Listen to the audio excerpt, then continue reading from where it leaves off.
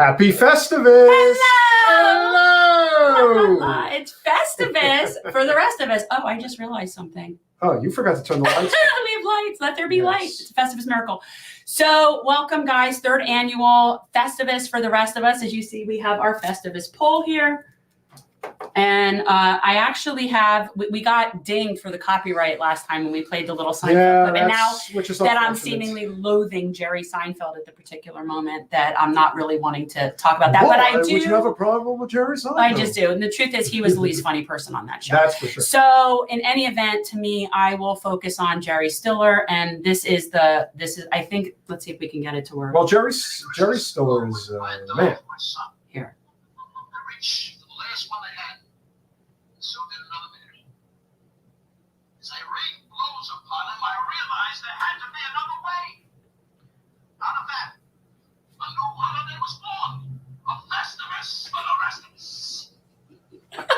Love that.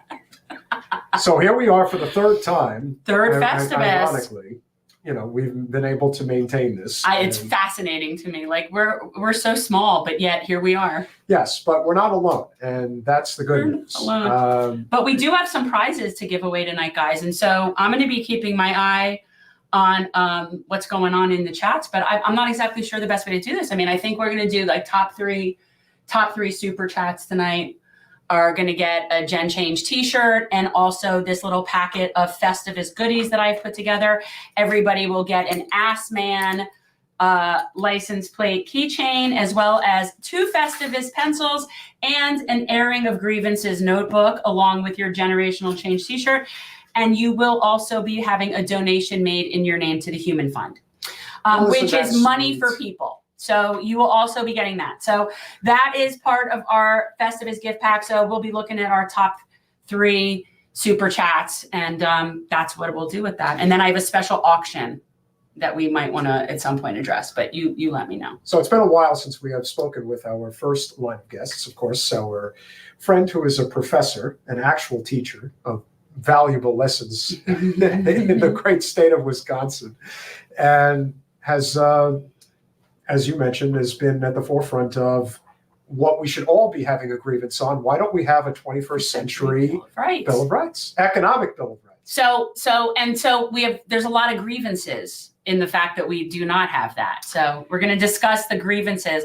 He's got a lot of grievances with not having his Bill of Rights. I'm sure he does. Harvey Kaye, welcome back to Generational Change.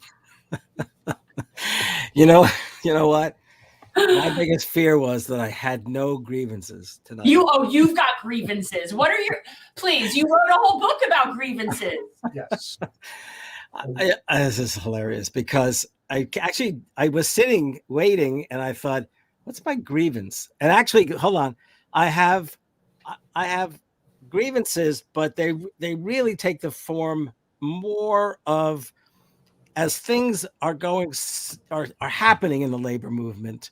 My grievances are projected out in front of the labor movement. Like I'm very pleased about the UAW. I'm pleased about the Teamsters. I'm pleased about all of these advances.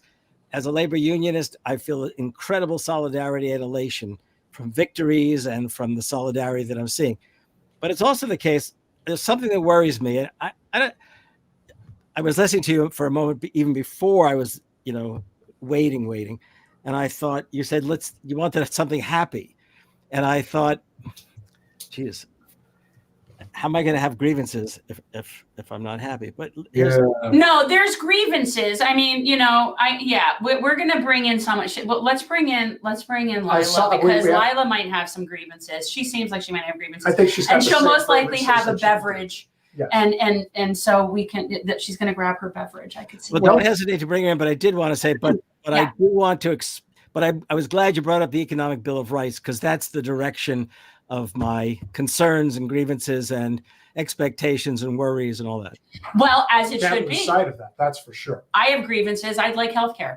So she is the co-host of the Punch Up Pod and somebody who knows a thing or two about all of the terrible things going on right now that, as I would say, you are certainly kindred spirits on them, for better or worse. Yeah. Lyla Charles Lee, welcome back to Generational Change. Thank you so much for having me. You have to invite the Jewish girls if you want a list of grievances. I don't think I've ever not had grievances.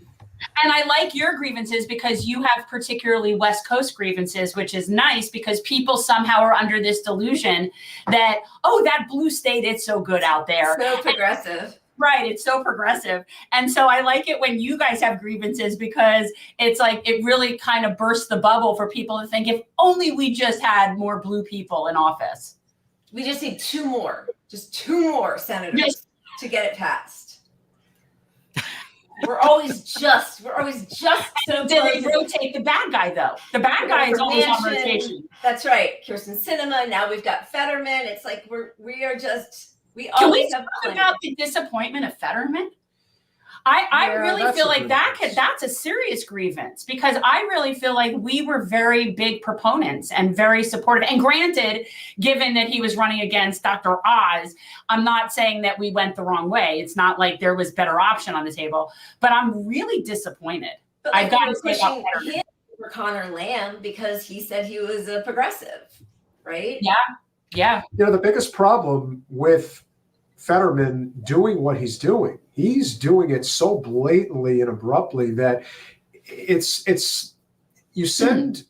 put your blood, sweat, and tears into a lot of these campaigns. And you want to help them get to Congress, and it's grassroots primarily anyway. Yeah. And then they get there and they basically thumb you in the eye, and all you're thinking is, okay, well, that person did it. Now the next person who comes along and says, hey, I'm progressive, I'm going to help you. And then you're thinking, well, no, because I've been let down before. Why would I give myself to the movement again? That's the real grievance, if you will, yes, that I see in the way that Fetterman has been conducting himself. It makes a mark in the progress of the greater movement. It creates this lack of credibility and it creates a level of defeatism. And he doesn't even have nuance in the way that he's doing it. I'm so sad about it. Yeah, if he was explaining himself in a way that said, well, listen, this is why I stay here. It's like, no, you guys are just a bunch of morons and I know everything. I'm thinking, God, man, why do you got to be that way? And yeah, a lot of people are stepping in all in shit right now for a lot of reasons. They just cannot get out of their own way with Palestine. Yes. He does seem really to revel in thumbing his nose at people who supported him. I know. It's very strange.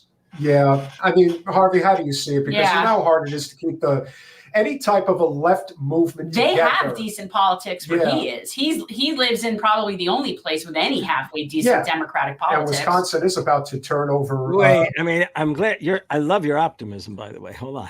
Yeah. I mean, yes. So we won a Supreme Court judicial race last spring that we knew would flip things at least in a liberal progressive direction, likely.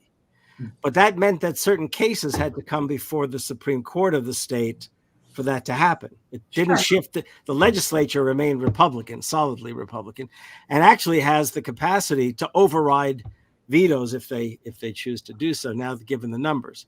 But having said that, just this week, the Supreme Court found that the map, the legislative map of Wisconsin was unconstitutional in the state's terms.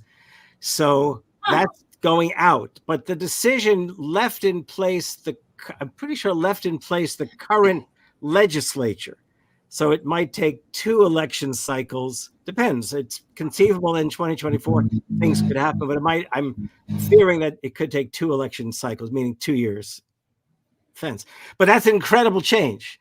Okay. And all my former students who I hear from, and by the way, Peter, I'm professor emeritus now. I retired at the outset of the pandemic. Okay. Ooh, wow. Yeah, which is probably why I have no grievances now, because all my time. Right? Now you can collect. I mean, it's beautiful. But and there are other reasons which I can. But anyway, so Wisconsin is that we have good reason to hope.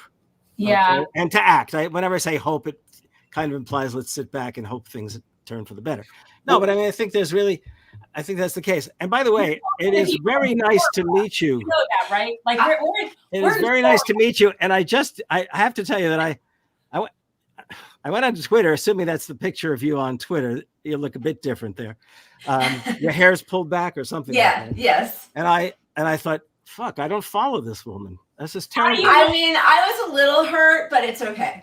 Well, I do now. So that's one grievance. We'll take off. I can check it off. Okay, good. Wait a second. I'm just going to check off grievance number 1. You guys haven't met before. No. No, I'm a huge fan, Professor, and I've been following you for a while. And you just, it's like the 10th, 11th night of Hanukkah miracle. I've been followed by you. Thank you. That's so nice. I love it. Well, look, right now, It's a Festivus miracle. but it's like right now, we're pretty good tribal situation here right now.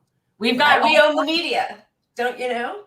Well, it's really right. very, obviously it's hard to be like jovial, like a lot, there is this dark cloud hovering over everything. I feel like every day I commit myself to sit and watch horrible, horrible things for a certain amount of time, like a few hours every day, because I feel like it's the least I can do to bear witness. And as horrible as it is for me, it obviously is nothing compared to the people who it's really horrible for.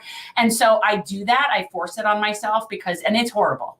And so it's hard to sort of like compartmentalize to some extent, but I have to, because there are other things that we can talk about and need to talk about, but it is not easy. And especially this thing with Jerry Seinfeld has really gotten in my craw. So we need to talk about Jerry. You know what's going on about Jerry, right, Harvey? Well, yeah, but you already know that I hated the Seinfeld show. I know. I didn't know. Listen, Mr. David, okay? Yeah, he looks like Larry David. I think you got a little too successful with that show. But no, the problem is, and apparently, and I knew he was a Zionist. I mean, it's none of it is shocking, but the whole concept of him and taking his wife and kids over there for like IDF fantasy camp and doing like these ridiculous things, like, it's just so unbelievably just out of touch and oblivious. I just don't even know. Like, it's embarrassing. I think he should be embarrassed. He looks ridiculous. But he doesn't care. Like, if there's one thing about Jerry is that he really does not care. Whatever. I find him gross. When you're a billionaire, and that's also the big issue here. That was the tell right there. Well, yeah, and this is something that you can probably speak to pretty well, Lyla, because when you're in the Los Angeles suburbs or in the Miami suburbs, there is a distinct difference that I've noticed. It's sort of like a neutral arbiter. It's like if I'm observing the way that the Jewish community has handled this particular issue, this very much falls on class lines. The ones who are in the affluent class are totally fine with what's happening in Gaza. And basically everybody else is like, this is abhorrent. How the hell could this be going on? And that kind of speaks to a lot of the economic issues that we're dealing with today. It's amazing how much crossover there is. It's like the people who say, oh, you don't need a union, oh, you don't need this, are always people who are speaking about it from a very comfortable economic perspective. Vantage point. Yeah, absolutely. Yeah, it's been really interesting to see the crossover. And actually, we're big COVID cautious people over here, and Pat and I talk about it a lot on our show, but I've been really, which is again, a working class issue, health issue, but it's been completely dropped by most people on the left even. And to see like Jewish Voices for Peace shutting down subway stations and a huge percentage of them masked, right? So like, I love to see that crossover and intersectionality, because the people who care about human rights and human dignity tend to do that across the board. There is a consistency. And yes, I mean, I know they say he became a billionaire just by selling his show, but we all know it's not the only way you become a billionaire. And I'm sure there were practices in there and deals that were made that sold out quite a few people along the way. So it's been a while since I've been a fan of his. Yeah, but he really outdid himself this time. He's the least funny person on that show. I've always thought that. Of all of them, he's the least funny. You want to say something, Harvey? Tell me your thoughts on Jerry. No, I wanted to cite only because COVID came into the subject that my mind flipped over to. I actually, I had COVID not too long ago. Right. My wife and I celebrated our 50th wedding anniversary this year. Oh, Mazel. Thank you. And it was back in May. And by the way, May 5th, the same day as Karl Marx's birthday, but that's another thing. Ooh, I dodged a bullet by one day. By one day. So, what's your birthday? May 6th. I got just so you know, that's my sister's birthday, just for the record. Oh, May 6th is your sister's birthday? Yes, it is. Right. Wow. Okay. So we decided we'd go to Spain and Portugal. My wife had lived in Spain and Portugal during university years and all that. And my wife is originally British. I think some of you might know that. And so we went over, and because I had been to Spain once, but never to Madrid. So we're going to go to Madrid and Lisbon. This is trivial trivial set of items I'm going to refer to as my grievances. Okay. So we got over there. I mask on a plane, and I did my best. That's actually the best logical. place. That's actually the best place to do Yeah, it. you're flying in a petri dish, so Yeah. that makes sense. And I actually, I mean, we went through 3 years. We didn't get COVID, right? Right. So I was there about, I don't know, 24 hours, 36 hours. And I said to my wife, whose name is Lorna, I said, my nose is running. And it wasn't just that I had a stuffed nose, it was running. Oh, shit. So we tested. I guess we had a couple of tests with us. So we went around the corner to the pharmacy. And it was a faint line, which meant it was developing. Fortunately, it remained a runny nose and a cough. And even though it was chilly in Iberia the time we were there, while we were there, it wasn't cold. So we could eat outdoors all the time. Right. And then at the end of the week, as we're leaving to go to Lisbon, my wife came down with it as well. Okay. But you know what? That's not my biggest grievance, because I can't hold anyone responsible for that, really. Here's my biggest grievance. Have you guys ever had grilled sardines? No. No, but I know how big it is in Portugal. Well, so I'd never been to Portugal, but I've had grilled sardines. Love. What happened was whenever we would go east to New Jersey, when my mom was still alive, and we don't go to New Jersey, we go to New York, where my younger daughter is now. And we would stop in Newark. We'd come out of Newark Airport, we'd go to Newark, because there's a Portuguese community in Newark, New Jersey. And there's a great Portuguese restaurant, seafood restaurant. Don't say it, because I know what it is. Seabras, right? It's Don Pepe's. No, it's Seabras. Seabras? Yes, Seabras. Well, I have heard of the one you're referring to. Do they have the egg custard pastry? They have whatever you want. You mean not the yes. Right. Yes. Yeah, fabulous. Oh. And there's a great place in New York City that makes them just fantastic. Anyhow, so listen. So this grilled sardines is like head to tail. And it's just, you can eat the whole thing if you're inclined to do so. And when it's done right, I was always inclined to do so. So I had wanted to go to Portugal to have sardines, because I wanted it to be recently in the sea. Yes. And they're actually about this large when you eat them, the grilled ones. Mm. So I get there, and we're at the desk in the hotel. First, we found out that our reservation was never registered, but fortunately, they had a room for us, and I think they actually upped us because they were embarrassed. And I said to the woman, "I've been so looking forward to come to Portugal," and blah blah blah. And I said, because I really want to eat grilled sardines. And she said, and her face just changed, and she said, "Oh no. That's in the springtime. We don't eat grilled sardines other than the springtime." So believe me, if you had said to me up until that moment, what's the dish you most, that was it. I didn't want to go to Spain. Well, I didn't get to Valencia for paella, but man, grilled sardines. So those are my two trivial grievances. I got COVID and didn't have it too badly. And you didn't get the sardines. I didn't get the grilled sardines, but the trip itself was great. And in fact, the funny part was, while I had COVID, because I didn't want to go down to the little restaurant in the hotel, we were eating those egg custard things that you like. That was my breakfast. 2 every morning was my breakfast. Have you had them, Lyla? Have you had those? The grilled sardines or the little custards? The custard pastries. No, neither. Oh my! my! Is that in Spain or in Portugal? Well, they're in Portugal, but there's a company that produces them, and they're in this. There's a chain of stores in Iberia called El Corte Inglés. It's a phenomenal set of department stores, and their food, what do you call it? A food hall, so to speak. They had a counter with the Portuguese. So every night we would buy for breakfast the next day. And every town has sort of a different version of it.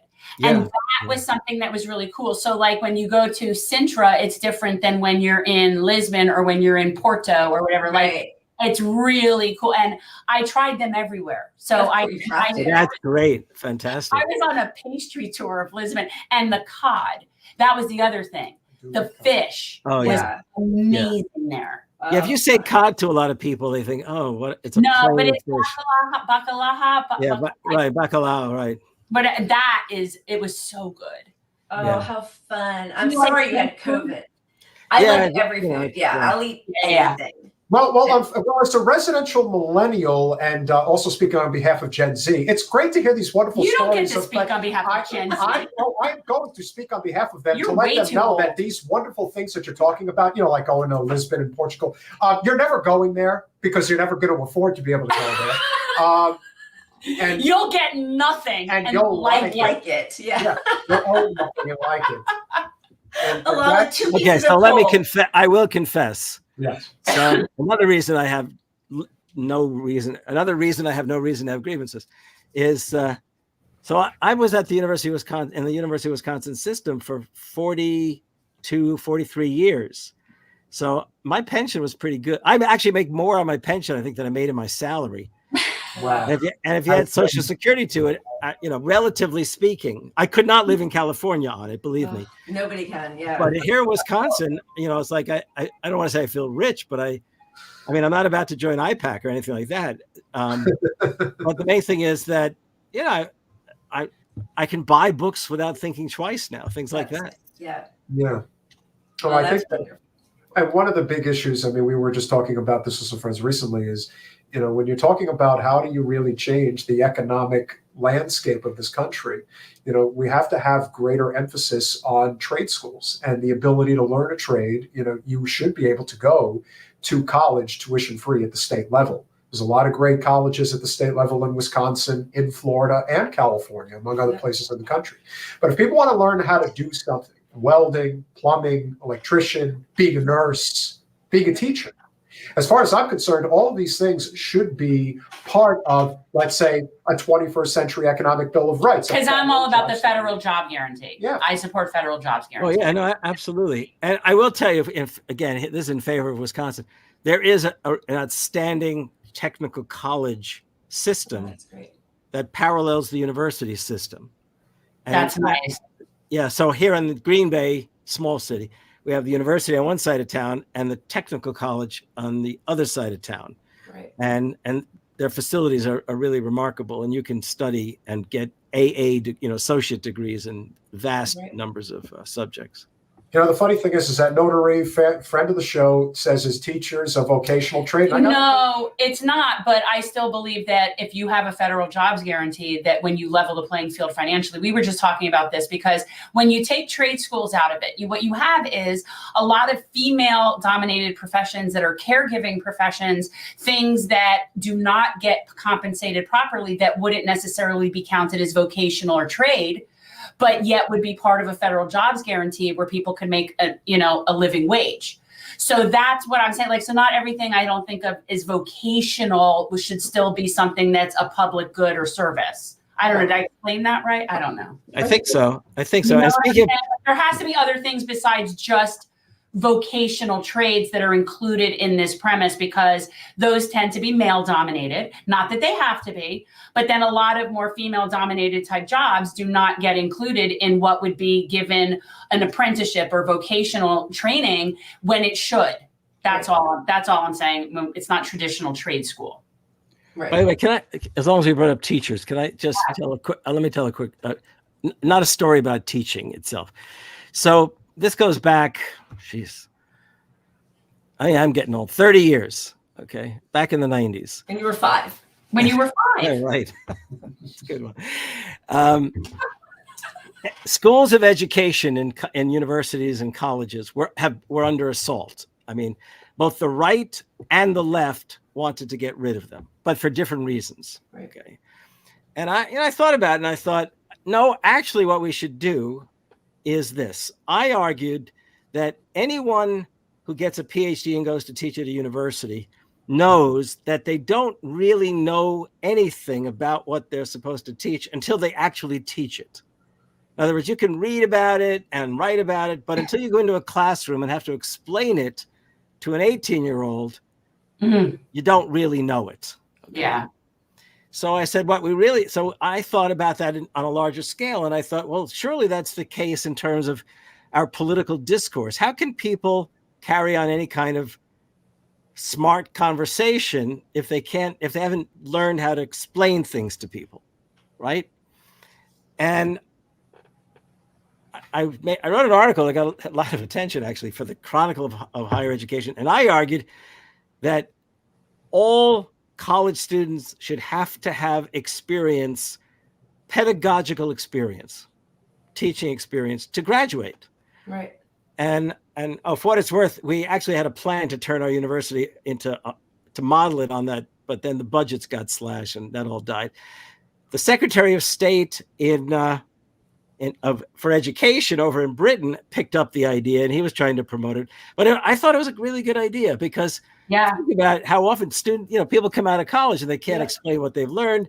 Professors get created, they can't explain it, but they come to know and explain better once they're thrust into a classroom, or they fall flat on their face. I feel like I've gotten better at explaining things just from doing this. Yeah. Oh, sure. It absolutely reinforces your knowledge as you have to explain it and sort of break it down for people at a more basic level. I think that's so important. I think you're right. And I do think, it's interesting to see which of my kids' teachers have PhDs, some of them. Oh, yeah. And high school, for a high school class, and are truly masters of a subject, as opposed to, I think probably what a lot of people were sort of revolting against was the teachers' colleges that replace also sort of being master of a discipline. If your only mastery is of teaching, but there's no subject matter underneath. Oh, yeah, no, absolutely. I fully appreciated the argument. Actually, I appreciated the arguments right and left at the time, but I thought that they were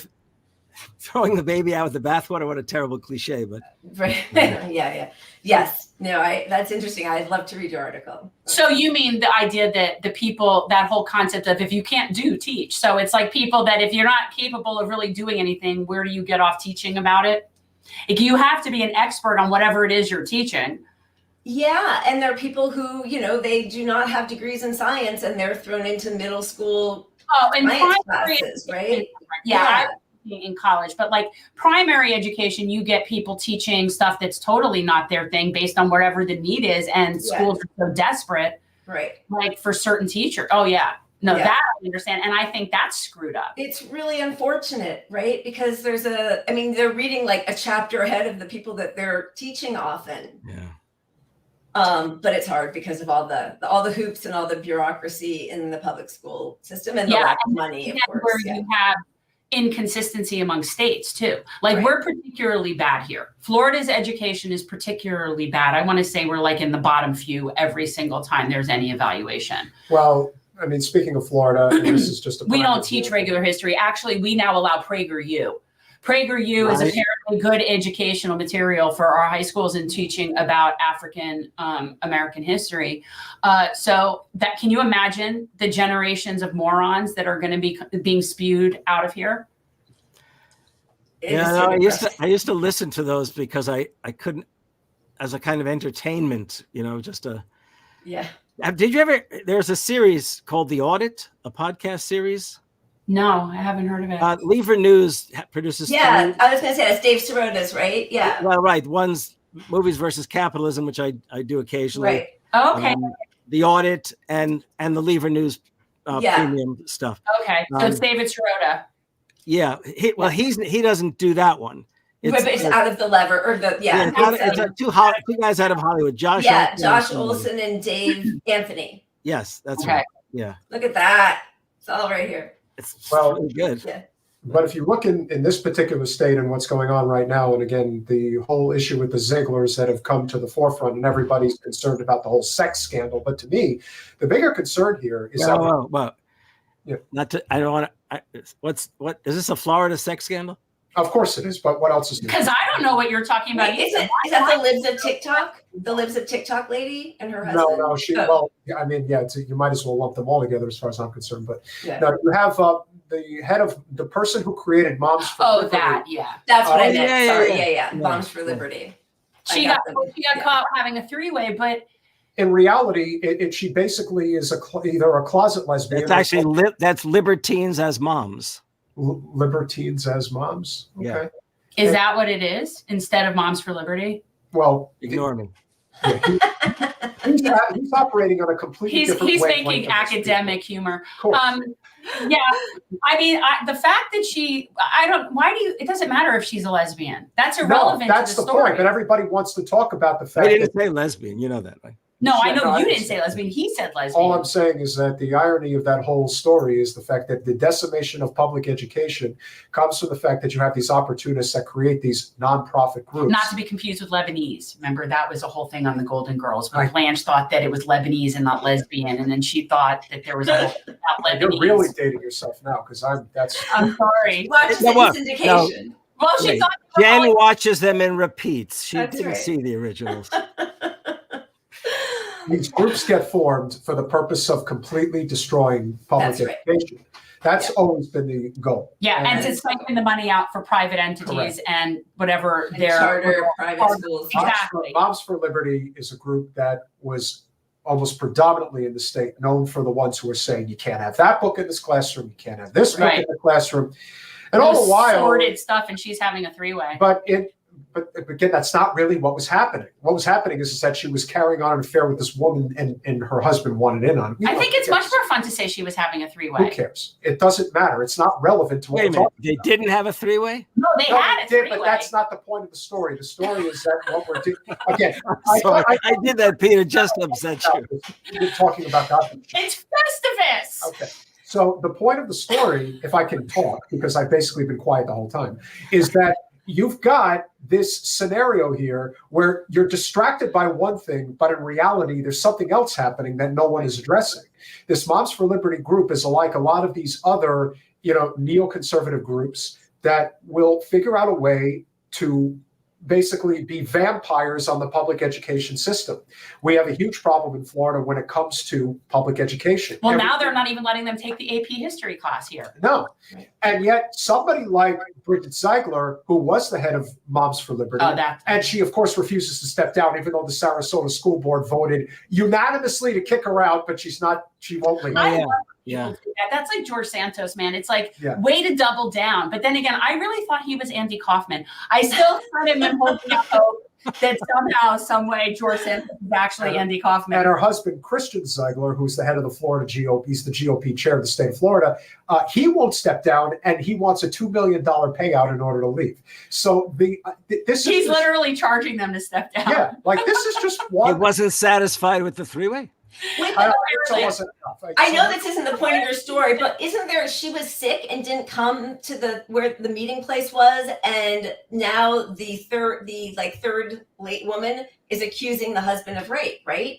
Yeah, because basically what was happening is that the woman who I guess was involved with them admitted, and there's like recordings of this, that she said, listen, I only was interested in you, Bridget, the woman. Like I'm into you. I'm not into this guy. Right. And then apparently he found out about it and went to her apartment, and she says he raped her. And then so, I mean, listen, it's unfortunately, this is one of those, and it's the sad reality of what happened during the Me Too movement, is that it's he said, she said. Unless there's actual proof that there was a physical altercation, that he forced himself on this woman, it is hearsay. But what I think, again, doesn't get talked about enough is how you have these grifting nonprofit organizations, and yes, they are certainly more prevalent on the GOP side of politics than it is on the Democratic side. They're both guilty for sure. Right. But there is a systematic attempt to destroy public education in this country. 100%. And this all starts with these groups that figure out a way to game the system and make money, which is why Moms for Liberty has zero issue whatsoever with PragerU. They're totally fine with them infiltrating public education. Right. But when it comes to the Grapes of Wrath and, different types of books, Flowers for Algernon, and I could go on and on. It's like, that's not allowed in classrooms anymore. And if you can't see the scam, I don't know what you're looking at. This, again, and always. We have a serious censorship situation here. 100%. By the way, for what it's worth, I am once again going to be in Sarasota for a couple of weeks in this January, and I will check these people out. Oh, please do. And if you can make, come on. If you want to, well, no, he needs to drive across the alley. Have you ever driven across the alley, Harvey? You mean the state of Florida? I mean, Alligator Alley. That's the road that connects you to me, Harvey. That's the road. Are you willing to drive through alligators to meet Jen? No, Why are you going to be in Sarasota? That's where my husband grew up. Oh, really? Well, actually, this goes back. It's in 2005. My Thomas Paine book came out in 2005. And I got a call from a guy who was he still is the president of Florida Veterans for Common Sense. Okay. They were predominantly Vietnam era veterans, but also then they had World War II veterans as well as Afghanistan, Iraq veterans. And they formed in opposition to the Bush administration. So, and they called and they said, this is kind of funny. Do you give public lectures? I said, well, yeah. I said, well, Definitely. So they said, would you come down we saw you on television. Would you come down to speak for us? And they explained they were going to sell tickets to like 300 people at the University of South Florida. It was going to be a big thing. And I said, well, it sounds great. He said, how much do you want to come? Do you want or need to come down? And I said, well, how much have you got? Well, there you go. And then he said that they had planned on they had sought to bring in a retired general to talk about. They want to do this for Thomas Paine's birthday. I'm convinced it had to be Wesley Clark who they were talking about. Okay, we've had him on. I like. Well, him. I'm sure it was Wesley Clark, but the problem is that he wanted $50,000 to speak, or that's what they told me. Right. I said I don't get $50,000. 5,000, you'll come. No, it's a progressive group. You don't try to. So is this how you ended up in Sarasota? Yeah. So I said, oh, sorry, I should have said they're in Sarasota, this group. Got it.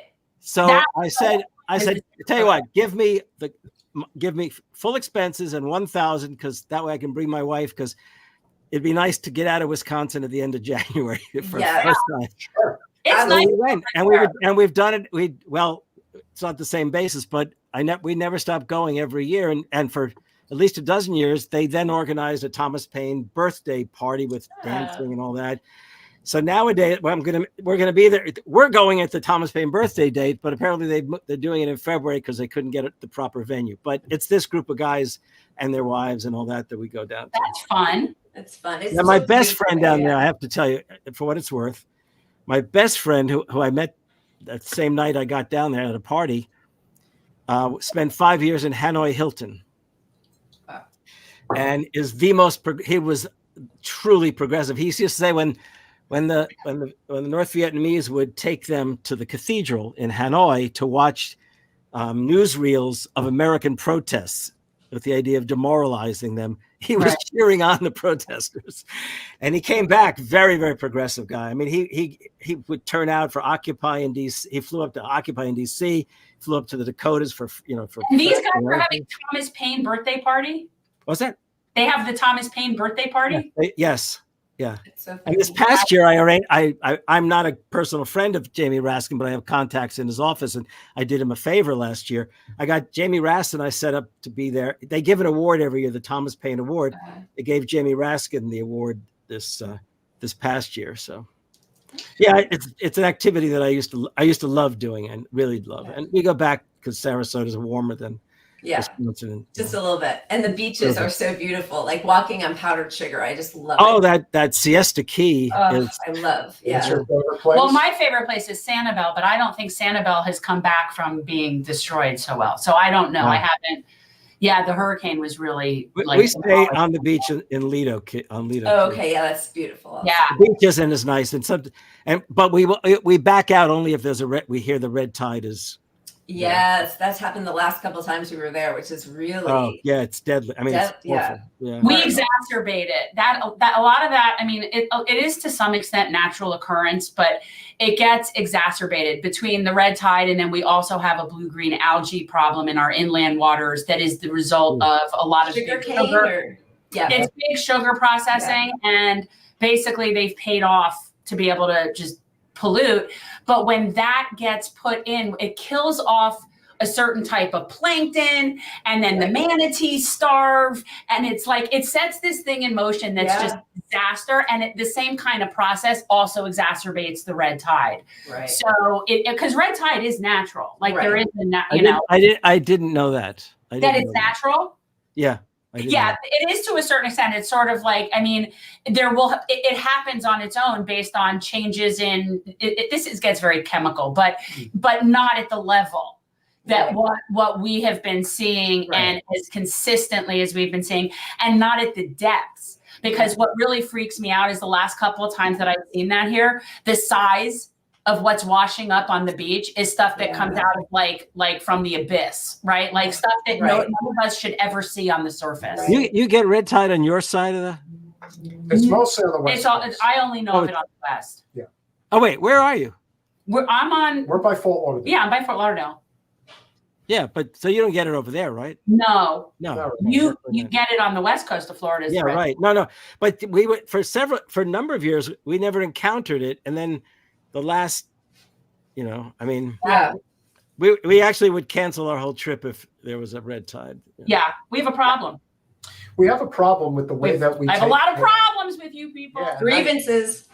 And the grievance about the way that things are being done politically right now, especially on the left, because as we've seen, from the apex points, over the course of, Bernie's 2 runs, particularly in 2016, there's been a lot of splintering that has happened over the past several years. And I think we've come to the consensus that you cannot rely on elected officials. You can't just, again, you have to elect non-corporate representatives, even if they're not fighting on your behalf the way that you would like them to. Right. But I firmly believe that our future lies in the labor movement. That is the only way we're going to change anything in this country, because labor will force the hand. Yeah. There is no question. And of course, Jen will love this because her favorite person in all of politics right now is without question.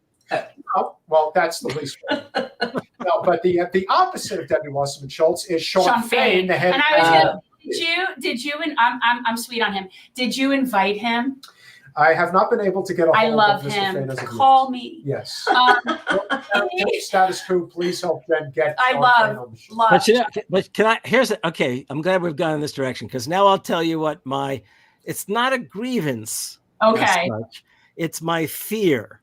Okay. My fear. Okay, that's okay. As I said at the outset, I'm thrilled by. I'm a labor unionist. At the end of the first hour, we'll obviously announce all the super chats. But yes, firmware, obviously, only labor unions can say this. Yes. Okay. Well, I'm sure I've said on the show in the past when I used to come on more regularly. If there's there can't be a left without labor. Right. And the reason the left is in such terrible shape is that there's been this class war on labor ever since the 70s. So it's not surprising. And without not stability, but without the dynamism of labor, then the left has nothing to do but turn on itself in some ways. So, but here's the thing. My fear, back in 1940, I'm going to do the Economic Bill of Rights quickly, okay? Yeah. In 1944, FDR called for an Economic Bill of Rights. And when he did, the labor movement rallied to it, the very idea of it. And by the way, then there was the AFL and there was the CIO. Okay, the CIO was the more leftist union. Right. Yeah. But they both lined up for the Economic Bill of Rights. Right. And then there was an organization created, the National Progressive Citizens Action Coalition, something like that. And all these big celebrity liberals, leftists, and by the way, liberals meant social democrats back in those days. Right. So they all rallied. It was huge. And obviously it helped FDR get reelected for the 4th time. But the main thing is that nowadays we don't have a president who's going to come out and call for an Economic Bill of Rights. We don't? But Bidenomics. The new FDR. Yeah, well, Bidenomics. You mean Bidenomics just isn't really cutting it for you, Harvey? Look, Joe Biden never wanted a Roosevelt. Of course he didn't. Come on, man. Okay, that was my big interview with Jacobin back at the beginning. But here, so my thinking is, how about if the labor movement, which is really right now energized, really phenomenally energized. In the course of this last 2.5 years, it's been unbelievable by any standards other than maybe the 1930s almost. So what I'm thinking is, you want to talk to Sean Fain? Well, so the fuck do I. Get mine. I've got Sarah Nelson's ear, but I don't have Sean Fain's ear. I don't have Sean O'Brien's ear. I mean, those are the folks. If they could convene a gathering of the progressive unions, they what? Yes, sir. No, I'm sorry. All I meant is why can't they be the ones to advance the idea of an economic bill of rights, right? Because consider, it would be labor then. You can imagine labor speaking on behalf then of working people in the working class, not just organized labor. Right. Well, and you're seeing it shift. The fact that the UAW actually put out a demand like one ceasefire, actually, that's a big deal. The crossover between that and that they recognize their position in the greater scheme of the universe. And I think that you're right, though. I think that is if labor was then sort of intertwined with pushing for those policies, it would be a much bigger deal. And this is where. And Lyla, please, in just one sec. What I was going to say is, if there was one clear-cut difference, I mean, we can debate from now until the cows come home about how much different this country would be right now if Bernie was the president. But if there was one thing I firmly believe that would be different if he was president, is the labor movement would be exceptionally bigger than it is right now. Oh, absolutely. Yes. I think you're right. Was actually really disappointing is he sort of, and so did AOC in this, dismissed a lot of the activists who were so fervently trying to help their campaigns. And, they need that outside activism as their excuse for why they have to fight harder for things. And to have that separation was really sort of, I think, devastating. But then to see the sort of resurgence of it, and Sean Fain did this really amazing thing where he's been asking labor union leaders across the board to try to line up the end of their contract in 2028, right? So that everybody shuts down on April 30th and May 1st becomes true Labor Day, right? The way it is in the rest of the world. And that is working class solidarity with not only nationally, but internationally. I mean, that it could be, meanwhile, the powers that be are doing as much damage as possible every chance they get. So I hope we make it to 2028. But I love that idea of it's like that national strike idea. Yeah, I think. Well, in that vein, though, I have to say, because our hour will eventually run out, but it is the case that I'm hoping that at least there's a stealth conversation about a general strike if Trump gets elected. I think it should be regardless. Even if he doesn't get No, I'm not waiting until 2028. No, but I think it should be sooner no matter what. The problem is, and Harvey's right about this, is that unfortunately we live in a very fickle, self-centered culture where if Trump were to get back into the White House, it would be a lot easier to rally a lot of those all the vagina heads types of people saying, all right, that's it, it's time, we got to do this, you see what happened, blah, blah, blah, blah, blah. Because, Trump's a fascist, so we have to stop that. Well, the economic and political system as it is presently constructed in this country is a failure. It's an absolute abject failure, which is allowing somebody like Trump to potentially get back in again. And I think there's a lot of lessons to be learned from You can laugh at Trump being a fascist, but I'm going to tell you something. Remember this. The Republicans are fascists.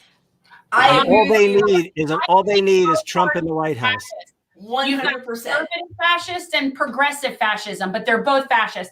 And it does not matter one bit who's sitting in the Oval Office in terms of the level of fascism. We are there. Yeah, we are there. We are in it. And Joe is not helping it. In fact, he's making it so much worse. And I do not care. This man is contributing to a genocide. Now, whether or not Trump would or would not be doing the same, that's hypothetical. Right now, I'm looking at my president committing a genocide. And I am not happy with it. The idea that you are systematically controlling the primary process and telling people on the other side that this is what's coming if you don't allow us to literally rig the electoral process. We're not even having a primary. It's the end of democracy. I know, right. It's just it, and at some point we all have to recognize that this is a class war, nothing more. This is what it is. The reason I was poking fun about he's worse than Hitler. first of all, I don't think he is, and that has been used on everybody right now, right? Yes. He is a fascist, but if Democrats really thought that he were as dangerous as I think he is, they would not be running Joe Biden, and they would not have propped him up and tried to fight for him.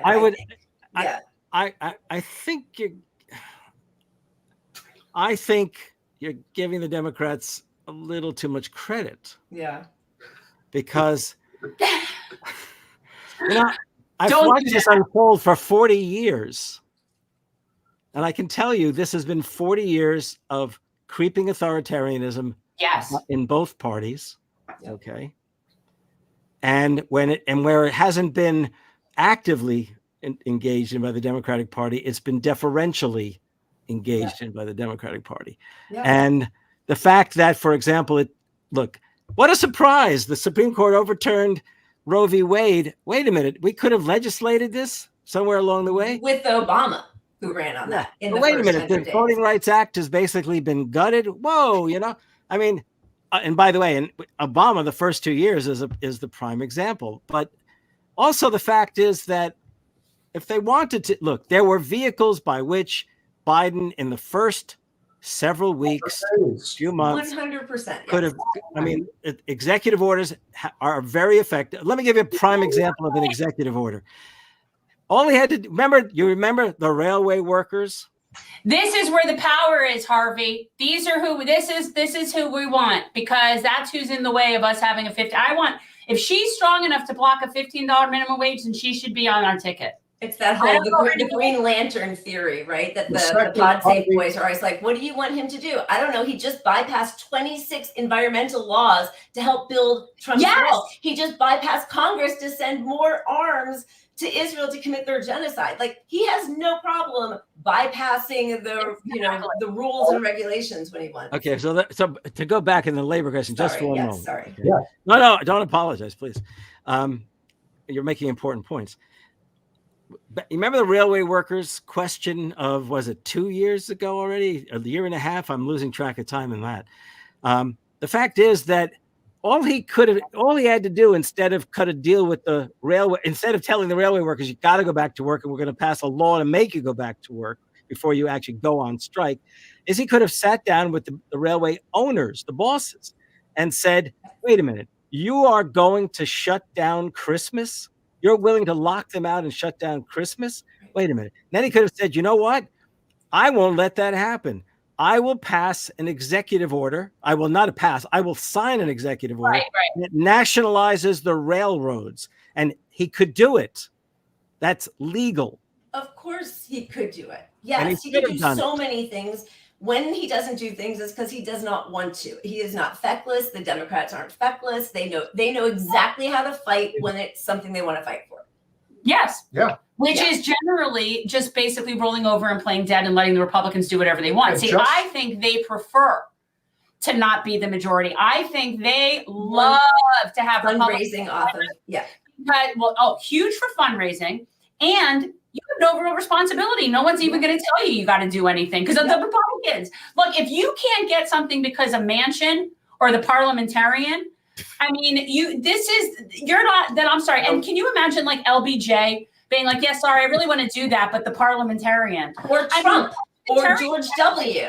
And the precedent was set in the first 100 days while everyone was focused on January 6th. You literally had the president of the United States say, and I quote, a $15 minimum wage is not possible because the parliamentarians said no. At that point, the entire presidency was thrown into the dumpster completely. And everything that has transpired since then has literally been rolling down. If my president isn't more powerful than the parliamentarian, then I just don't see why it even matters who I vote for. 4 more years. Listen, if I was still Senate Majority Leader, I don't think Joe can win again. I really don't. There was a time when I liked Joe Biden a lot. Well, wait. When?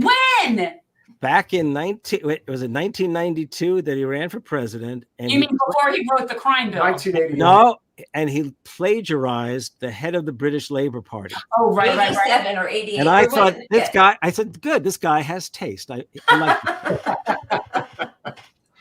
Harvey, before we go, I know you were good friends with Norman Lear. If there's anything you want to share on a positive note, we end our first hour. You know, I'll tell you this, I've been talking to people and hoping that somebody will have me on a show so I can recall my time with Norman. It was out of the blue. He called me to work with him, and it was just, I don't want to write it down. I don't want to write a memoir about it. It wasn't that important in the world, but I'd like to speak aloud about it. So I'm hoping sometime in the next 6 months I can. Now that you follow me back, I'm going to creep into your DMs and I did follow you. I told you I followed you. No, I know. Now that might have been a really poor choice on your part, because now I'm going to. He really. I actually think I discovered Norman's real key is that he really knew how to set up a joke. Yeah. He even enabled me to be the funny man between. That's craft. Yeah. That's craft. For a life well lived, somebody who truly was a trailblazer from a labor perspective. Yeah. I mean, he did things for people, especially in the 1970s, that were completely unheard of. And, you know, the fact that he was able to do Sanford and Son and All in the Family. Maude had an abortion. That's right. Yeah. Listen, I It's just huge. listen. The way that they handled the attempted rape episode, I mean, I can't even imagine what that was like back in the day. Yeah. And it was so well.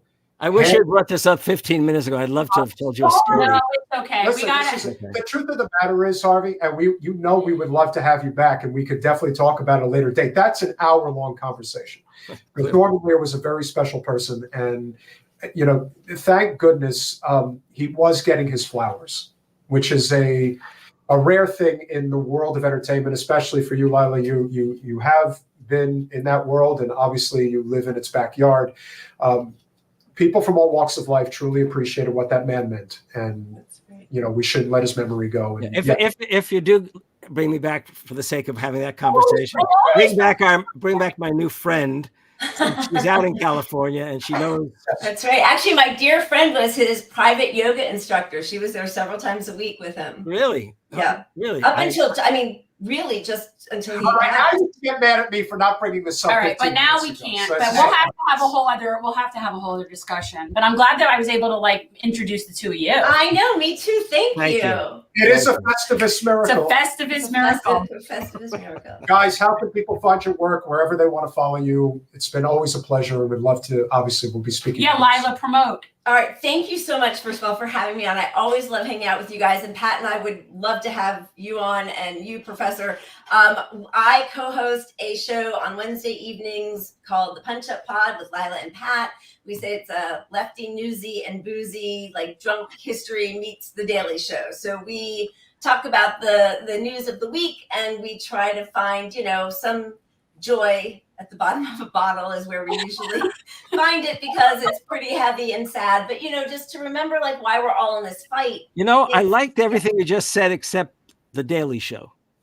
Well, maybe the older Daily Show. Jon Stewart. Jon Stewart Daily Show was the worst. Oh, really? He was a union buster. Didn't you know this? Oh, I did. Forget it. No, I'm going to change it now. No, we're not. No, we'll talk about this later. But all right, I know you have to go, but no, now I'm going to change my log line. That's terrible. I had no idea. No, I know that makes me sad. But So Punch Up Pod, Lyla and Pat. Thank you. Sorry. His writing team. Yeah, guys, check out the Punch Up Pod. These are fun people. Yeah, seriously.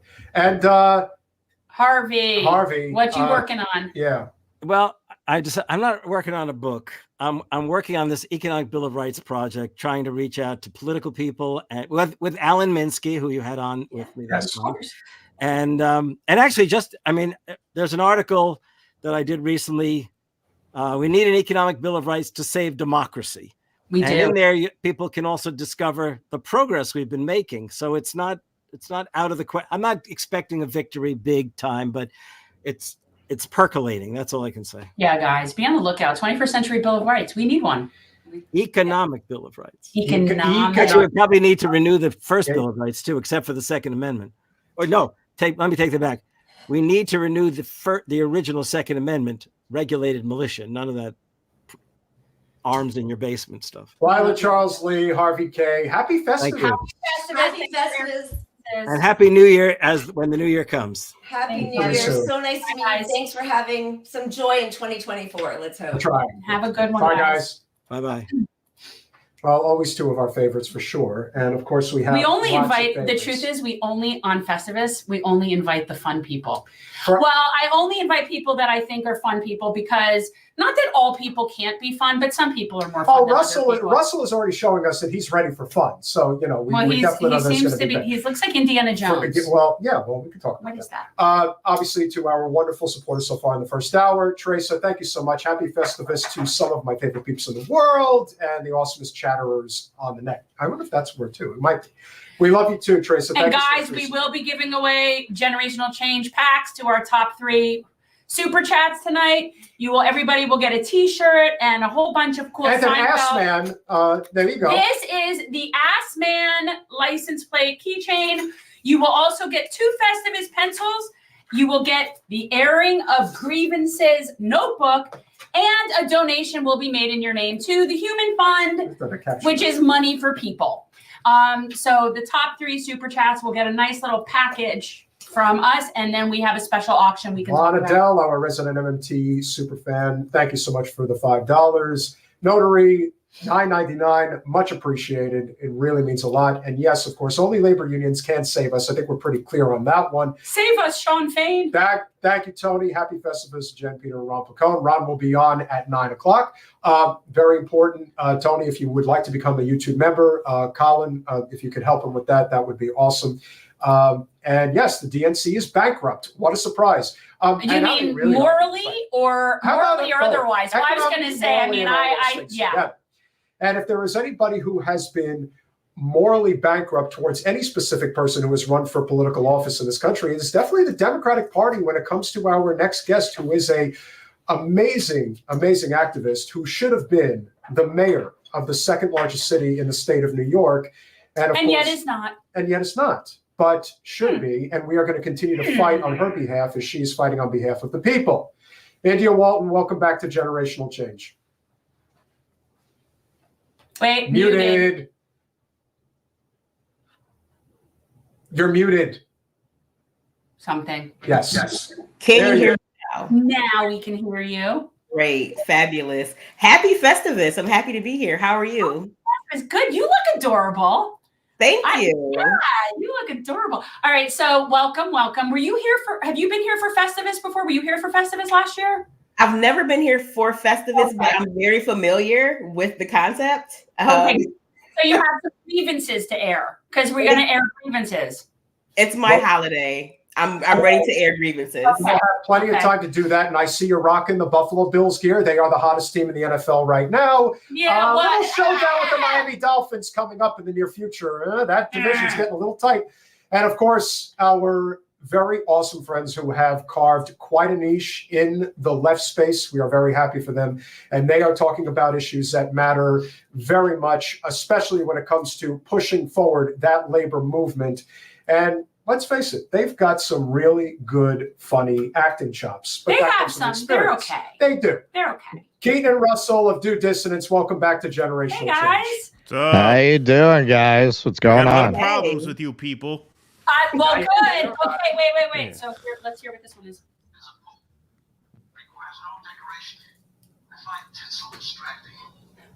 Yeah.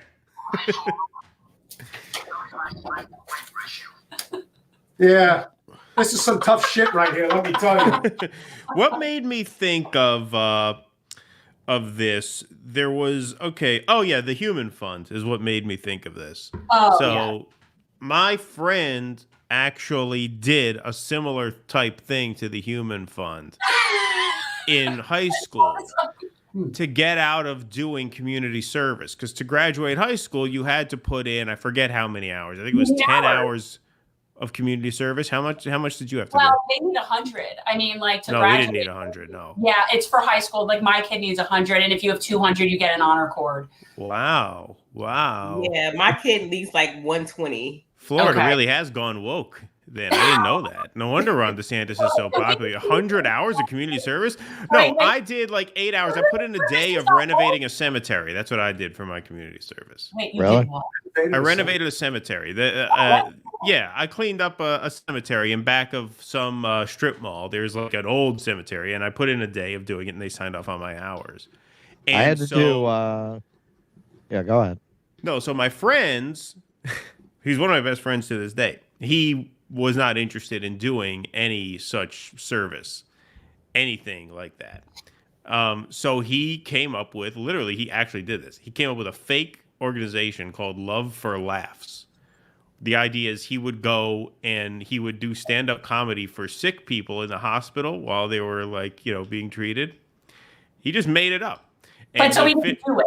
No, he made up the organization. There was no such organization. He printed a fake letterhead, a fake, Justin. Well, I won't say his full name. That'll get him in trouble. Yeah.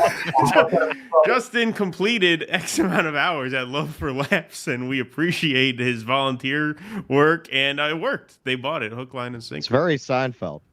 Yeah, He's a huge Seinfeld fan. Even probably we used to team up and do Seinfeld trivia at New York bars and stuff, and we would win very often. But yeah, he's a huge Seinfeld guy. Yeah, I did a week of community service, but it wasn't by choice when I was in high school. It was to get my record sealed. Oh, well, there is that too. Well, you know what, Russell, you and I are the same age. And when I was growing up, we didn't have. And India's like, I do plan on running for mayor again. Who did they put me on? Who are these people? No, but and India's younger too. But Russell and I think we're like the same age. And when I was growing up, we did have community service requirement. But they did start that. And that's actually one of the few things that they've done in education here that I actually agree with. I don't think it's bad. Like, and certainly like how I did it with my son, like I loved how he ended up doing it. Like to me, it's a net positive. And yeah, you can work your way around it and not do it. And of course you can do that, but I still think it's a good plan. So not that I'm for mandates, and not that I'm like, you must be philanthropic, but I still think it's a good plan. No, we should bring back the Peace Corps, whatever, the thing that FDR had. We recently had Colonel Wilson still exists. bringing back conscription. He wants to bring back the draft. So we do have an all New York panel this evening, Ooh. but of course Well, different parts of New York. Yeah, we have the full triangle covered because Russell's down in the city. I'm in the Albany area, and India, obviously, out west. It's great to meet you, by the way. You're one of my favorite quotes of any politician is yours when you got in trouble. It was the one you got in trouble for. You called someone a tender-dicked white man. That's one of my favorite quotes any politician's ever said. I love that. I heard that. I was like, damn, I wish I was in Buffalo so I could support you.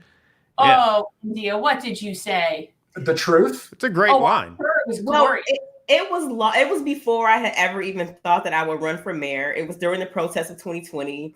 And there was a councilman that was basically saying that like the protesters were terrorists and like, outside agitators. And, in a moment of passion, I said, you don't know what you're talking about, you tender dick white man. Tender is so much better because soft dick is what everybody says. That's like the go-to, right? But tender is so much better. Tender, that's getting into Keats territory. Yeah, it has a lot more rhythm and a lot more subtext. Yeah, I prefer it. It's got a feel to it. Yeah, it's very evocative. It down. It's the one thing that people remember most about me. Really? Because it's so benign. You know what I mean? Like in the world of like the disgustingness of politicians and things that people have done and said, like that to me doesn't even register. Like is anything that other than I think it was said very well. But like, it's so funny to me that that's like such a big deal to people. Well, it's just such a great insult to a guy who's complaining about protesters, against Black Lives Matter protesters. No, again, but all you said was the truth. He literally he's a very flaccid of a person who's sitting there too hard. It's that that's like male white fragility is basically what we're talking about. And you just, but when you aim at the private parts, they get all very personal. Yeah, exactly. Yeah, I've learned to not make comments about dicks anymore. They just not good for politics. Yeah. You said that you definitely have some serious grievances to air. We want to hear you, definitely because if anyone wanna hear has what you got. grievances, I know it's you. You work amongst people that have a lot of grievance. Well, and listen, I will always give you the most credit out of anybody who ever ran for any serious office in this country. No one unmasked the Democratic Party establishment better than you. No. You did it better than anybody else. Period. Well, and in all fairness, though, she really didn't have a choice, right? Like, it was sort of like that would have been preferable to not have that happen. That's true. But you know what? That's the thing about it. It's almost like a self-sacrifice to show the country that, yeah, if you think that it's corrupt, it is, and it's a lot worse than you can imagine. So tell us your latest grievances, India. I think the major one is that Jay Jacobs is still the head of the New York State Democratic Party. Especially when we're looking at a longtime congressperson who's retiring, leaving office midterm, right? There's a lot of people moving around, and the folks who are going to decide like where people end up and who the future of the leadership of our party and democracy in New York State are not people that have democracy at the forefront of their minds, right? Like, the mayor of Buffalo fought so hard to keep me out of office, and even he's trying to jump ship before his 4 years is up. So like, yeah, like I'm kind of miffed that the people who control New York politics are not really truly invested in our people, in working class people. I mean, like, as much as I cannot stand Byron Brown, like I look at what's happening with Eric Adams, and it's just like, Buffalo's a hellscape, but New York also is like a hellscape of politics, and I don't know how we right the ship. Like, I'm totally invested in the Working Families Party and like trying to like build this third party momentum where we can like elect our own people. I watched what happened in Philly, and I think there's potential for us to do that, but you know, just like liberals and neoliberals and even like leftists who don't want to rock the boat too much. Yeah, that shit really annoys me. The fact that you are getting George Santos out of Congress and you're going to stick Tom Swousey right back in the seat, it's like, what more evidence do you need?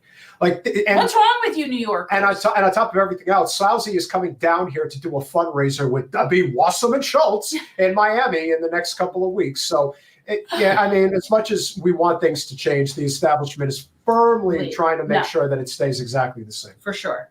Well, here in New York City, this is a Rockefeller Republican town. That's it. If Republicans change their position on abortion and gay rights, New York would go red overnight. New York City would be the reddest city in America. It's a basically economically right-wing city with socially liberal politics. So with Eric Adams, see, after Trump, no one was going to be able to pull a Giuliani. Nobody's going to be able to pull a Giuliani for a generation, because the Democrats, it's just the Republican brand for a New York City Democrat is just too damaged. So they elected a Republican with a D next to his name. That's why Adams won. Adams was because New Yorkers want to elect a Republican, but they can't. So they gave them a Republican under a different name, and they voted for it. That's it. Giuliani, Bloomberg, Adams. It's a Republican city. It's a Republican city with a Democratic registration base. And is that, you think, a socioeconomic situation, basically? Yeah, Wall Street's here. Yeah, I would say that, right? Neoliberalism. Sorry, India. Yeah. No, okay. I would say that. I would say that, like, these are, and the point that you made, right, is these are people who are socially liberal, socially progressive, but economically they're conservative. They don't want to increase taxes. They don't want to pay their fair share. That, like, they don't care about social safety nets because it doesn't impact them or affect them. No. And like, New York City is just a rich city, and it's only blue because rich people have a certain amount of guilt that keeps them voting Democrat. But the Democrats they vote for are the ones that are going to keep their pockets intact, right? Well, that's it. Look at Kathy Hochul and the vetoing of the non-competitive agreement or whatever. Yeah. It was, right? Yeah. It's just Like, that. Yeah. you can be Democrat all you want to, as long as you protect my money. But they will love to flip red if a Republican comes along that is going to also be like socially progressive. I totally 100% hands down agree. But that's also the big issue with the Democratic Party establishment as it stands right now. Even though there is this huge fervor of labor uprising in this country, what you're seeing constantly is the Democratic Party is not welcoming in the likes of, you know, the Sean Fains of the world. They want the Jennifer Rubins and the David Frums and the Bill Cristols. Like, that's their party. Sure. It is the party of the managerial class, as you two so succinctly talk about on your podcast regularly. And that's why the second you remove the labels, the second you turn this away from Democrat versus Republican, when it just becomes, how are you serving your community? That's how in the primary level, somebody like India breaks through in one of the bigger mid-level cities in the entire country, because at that level, you don't have to say you're a Democrat or Republican. Just say, I'm going to work on your behalf, not on behalf of the, you know, the shitbags, unfortunately, India, I have to say it, the shitbags that own the Buffalo Bills, who want you to pay for them to keep their football team in that city, even though they're multi-billionaires many times over. It's shit like that that could get us to that crescendo where we are talking about and electing representatives who are not bought and paid for by the system. But that's the irony of the way it works in New York. Oh, New York, it's so Democrat. No, it is neoliberal, Wall Street owned, pure and simple. Yep. India, can I ask you some questions about Buffalo that You I can have ask me anything you like. have racked my brain because I went there last year. Mm-hmm. I went to the Starbucks. That was the first Starbucks that unionized. I checked it out. Okay, I could not figure out what was going on there. All right, so you have beautiful civic and residential architecture. Yes. But it's like a Twilight Zone episode. There's nobody there. It's like a Twilight Zone episode where all the people were taken to another planet and you're like the only person Are on you Earth. mean downtown? Are you talking downtown? Yeah. You go around downtown Buffalo. It's really weird because you got these beautiful civic architecture and like no people at all. But you have like 7 serious professional class theaters. Can you explain that to me? Because I'm a theater guy and I'm looking at this and I'm like, there are no people here. Theaters are closing all over the country and they got like 7 professional class theaters, at least from what I could see. I would be happy to. So you know that our congressperson is leaving his congressional seat to be the president of Shays Theater, one of the premier theater in Buffalo, New York. Right. It's Broadway class theater. Theater thrives in Buffalo still, like even with a downtown that's destitute and deserted, because people come from the suburbs. And even as far away as Toronto, Niagara Falls, like Buffalo's easy to get to, like it's easy to travel to. So folks come here to see off-Broadway shows, which like there's not a bad seat in Shays, right? And then like right down the street, there's 710, like there's world-class entertainment here that happens.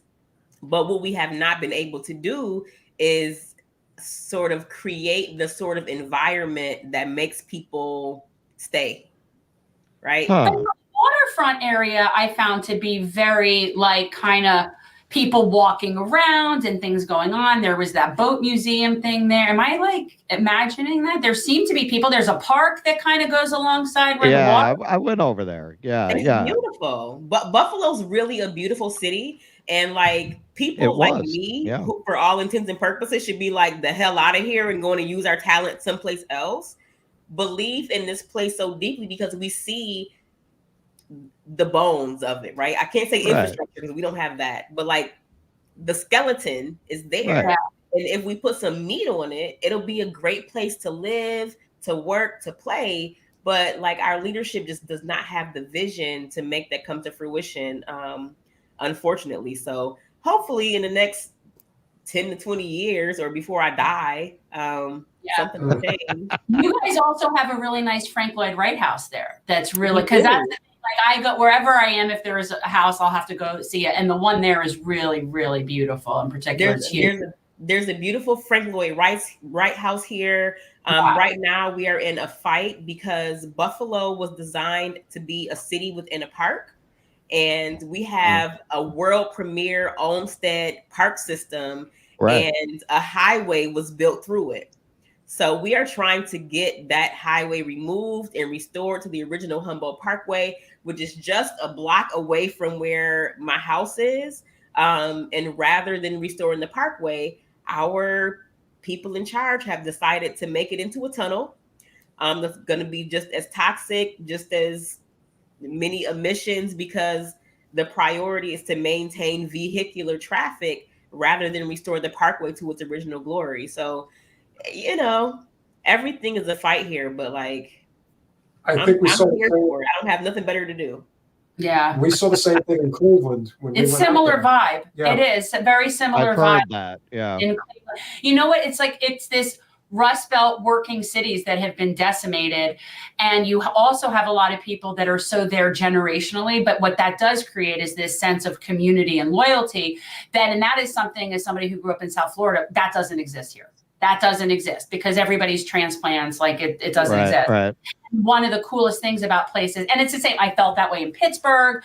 I felt like these kinds of like working factory, hardworking middle-class places that have been destroyed, but the people and their spirit is still really rich. And I really like Buffalo. I spent a lot of time there because my son went to a camp program near East Aurora. And so I like Buffalo a lot. Also, there's Roosevelt Museum. Did you go to the Teddy Roosevelt Museum? I did. Yeah. I'm a history geek, of course. I told him when I went there, I'm like, you would really like this. There's a Teddy Roosevelt thing here. Yeah. But in case you haven't noticed, Joe Biden's a great president. He's doing a lot of great things for this country. And you have to reelect him, even if he can't open his eyes, because I can assure you that the guys working around him will, give him stuff to keep him open. The grievances that we air constantly are about the fact that we know what the problem is, and yet we look at people around us just, telling them it's okay. It's okay to do something different. It's okay to not continue to do the same thing over and over again.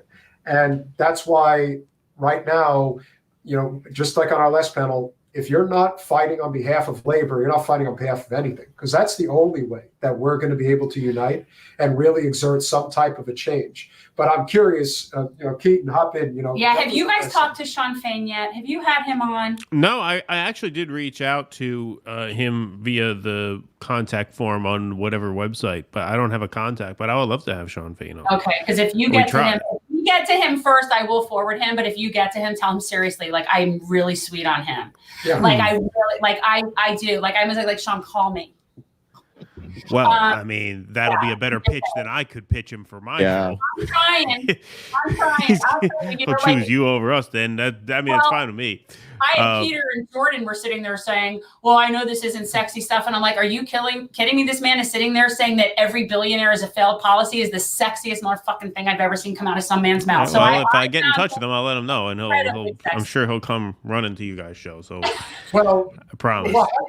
How do you guys see, there's plenty that can happen over the next several months, obviously. But, what do you see happening? The primary is probably going to be decided in about 2 months, if it even takes that long. We already know what's going on. In this state, we saw what the party is willing to do. We happen to personally know the people that decided to shut down the primary in the state of Florida. We know them. One of them is a well-paid operative, if you will. This is a job. This is a career. And the country is going to hell because of these, paid consultants, whatever you want to call them. Yeah. We canceled the primary here. Did you hear that, Keaton? Yeah. Yep. Well, not just there, but they just took Marianne off the ballot in Massachusetts. I think North Carolina. Was it Virginia too? I think that maybe Virginia as well. I could be wrong about that one, but I know Massachusetts, she's off. We're going to cover that tomorrow. But look, obviously there was never going to be any kind of primary. We knew that going in, that's what losing tasted like in 2020. And for those who wanted to vote for Biden, I didn't get involved in, who should vote how. But I just said, look, if you vote for Biden, you're not just voting for Biden once, you're voting for Biden twice, because he's going to be the nominee in 2024. And so you're not going to get a chance to, reorient the Democratic Party in 4 years. This is it for the next 8 years, whether you like it or not, win or lose in 2024, obviously, which is why I just decided not to get involved in the Democratic Party anymore. That's why I was always very bearish on the Marianne campaign. And, now she's coming out saying, finally, they're rigging it against me. Well, yeah, I mean, what did you think was going to happen? She's got a lot of very young supporters who are probably too young to even remember the 2016 Bernie campaign. They were probably 14, 15 at the time. But anybody who's old enough to remember those could tell very easily how this was going to end. Yeah. She's got a lot of supporters who've spent the last 6 years trying to get a miracle out of a power crystal. And haven't popped up to check out politics. I think it is very important that we all understand why this is happening. So we're going to play a very quick clip so you all get an idea of why things are so bad. Unpledged delegates exist really to make sure that party leaders and elected officials don't have to be in a position where they are running against grassroots activists. See, once that statement is made, gotta love it when they say the quiet part out loud. That's what I mean, super delegates, so we don't have to run against grassroots. I mean, I don't know how many more times you have to be shown that. Listen, if you think that there are always going to be opportunities to pick off bad representatives who are just absolutely terrible, but if you think that you're going to change the infrastructure of the party itself, of one of the two major parties, especially the Democratic Party, it's not happening. No, and They're I think basically saying we are content to sink the whole ship, and that's what doing now. And so Bad Cookies, who is a big supporter of you guys, and thank you for bringing more followers into the to the viewership of the live stream. Oh, why am I wearing my hat? You know what, though? Because this one reminds me, because we have the purple ones, and I don't know. I just think they're cute. I know. It's kind of a made-up thing anyway. So somebody would say, like, why is it a big deal? Marianne's not going to win. We know that. But here's the issue. In the state of Florida, by canceling the primary, you're screwing over the local municipal candidates. That's our biggest problem here. These are people that are not running under a particular party banner, but they need people to get out to the polls to vote. Yeah. By saying we're not having a primary, you're basically saying, "Oh, let the GOP take everything." That's perfectly. They have because we have a lot of down ballots here that would be decent and viable even in our Florida legislature. There were 20 potential seats that they could have, and they don't even bother. They put all their money behind like Val Demings and Charlie Crist, and they didn't save anything for real viable seats. And by them doing this, all of those, they're just making it worse and worse every down ballot. Here's something you guys probably don't know that I'm sure you would love to comment on. So it turns out that even though Val Demings lost by 17 points instead of 20 points like Charlie Crist lost in her respective race, she outspent Marco Rubio by $25 million. I'd like to know where that money went. Just like we don't know where the money in Ukraine is going, and certainly not the money in Gaza is going. I would like to know, where did that extra $25 million go? I can assure you it didn't go to help down ballot candidates. No. Yeah, I hadn't heard anything about that. But I mean, that wouldn't surprise me. Look, they have these candidates who they get very excited about, even though they have no chance at winning. They tried to do that with O'Rourke, too, in Texas, right? Oh, he's running for governor, right? And he raised a bunch of money actually off of that announcement, because he's one of these guys who, the real hardcore lib base really likes. And so he can raise a bunch of money, even though he has absolutely no chance to win. So that doesn't really surprise me a whole lot. Yeah, they like to throw their money behind useless people. Yeah. Yeah, because it's a social club, I mean, the Democratic Party went into court and they said, it doesn't matter what happens. In effect, it doesn't matter what happens in a primary. We can pick the candidate in a back room. We're a private organization. Yeah. You keep getting involved with the Democratic Party after that. What can I tell you, man? That's you went to Caesar's Palace. They showed you the rigged dice. They showed you the dice are loaded. Yeah. And then the next week you're going to go, "Hey guys, you want to go to Caesar's?" No, I don't. I don't get involved in the Democratic Party. Neither one of us does. Yeah. And that ditto, right? Like look what they did to you. It's an example. Perfect example. It doesn't make any sense to continue to try and play nice with people who you know are gonna like kick dirt on you in the end. Like, why bother? Like they don't have our best interest at heart. And like, it's not as, so I know, here's the thing, right? Like the moment you begin to question the two-party system, folks are like, well, you don't understand how this works. I understand perfectly well, right? Like I'm still a registered Democrat because I know that I live in a municipality, in a county, in a state where like Democrats win. So like, yeah, I'm going to vote Democrat. And when I have the opportunity, I'm voting their third party. But do I believe that the two-party system is something that can be broken and rebuilt? I do not. Like they got 300 years on us. Right? Like we're building from the ground up. So it's not going to be an easy thing. It's a long game, right? We got to play the inside, outside, and everything in between. But it's like, it's not because we don't understand how it works. It's because we know perfectly well how it works and is working exactly how it's supposed to keep people like me, like Jen, like all of these other people who could really like bring change out of the process. And that was the one thing when Nina ran for Congress that I think people at least understood what was going to happen, because ultimately the party was never going to accept her, just like even you've said, Russell, and you've been very bullish on this idea that even though the Democrats are doing what they're doing right now within their own party infrastructure, the two parties will come together when it's all said and done to make sure Trump doesn't get back in the White House. Because once people are hip to the game, these systems that are created, much like what happened with the Russian Revolution, this idea that the people who run the show, the people who own the Buffalo Bills, for example, that all of a sudden one day they're going to wake up and say, yeah, we really fucked up for a long time. I think it's time to change course.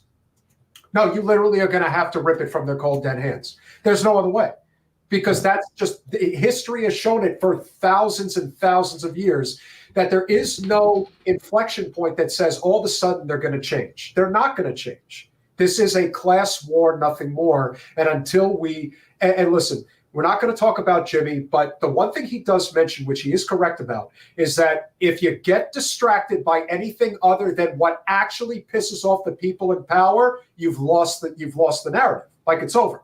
You have to go right to the heart of what the problem is, which is if the people in power are telling you not to do something, do exactly what you're doing, because that is how you get it done, my opinion.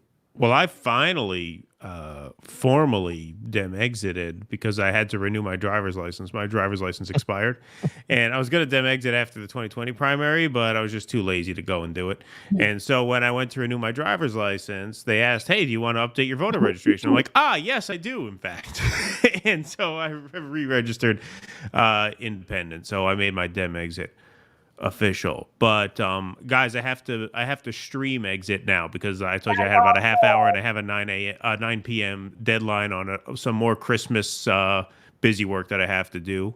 Thank you for Festivus. I appreciate it. It's good to see you. Happy holidays. It's great to see you. Great to meet you, India. Appreciate you guys having us on. And I can't leave without airing the most ironic grievance of all, which is against Jerry Seinfeld for going to Israel and yucking it up with the murderers. I mean, it really is a horror. I didn't see that. He went there? He went there, took a picture with Douglas Murray and all that stuff. Yeah, I mean, it's just horrible. I mean, you guys know I'm a huge Seinfeld fan. You know, I don't think of Seinfeld as just a great TV show. I think it's a pinnacle artistic achievement of its time. But you know what? Shit, I'm not going to be here, man.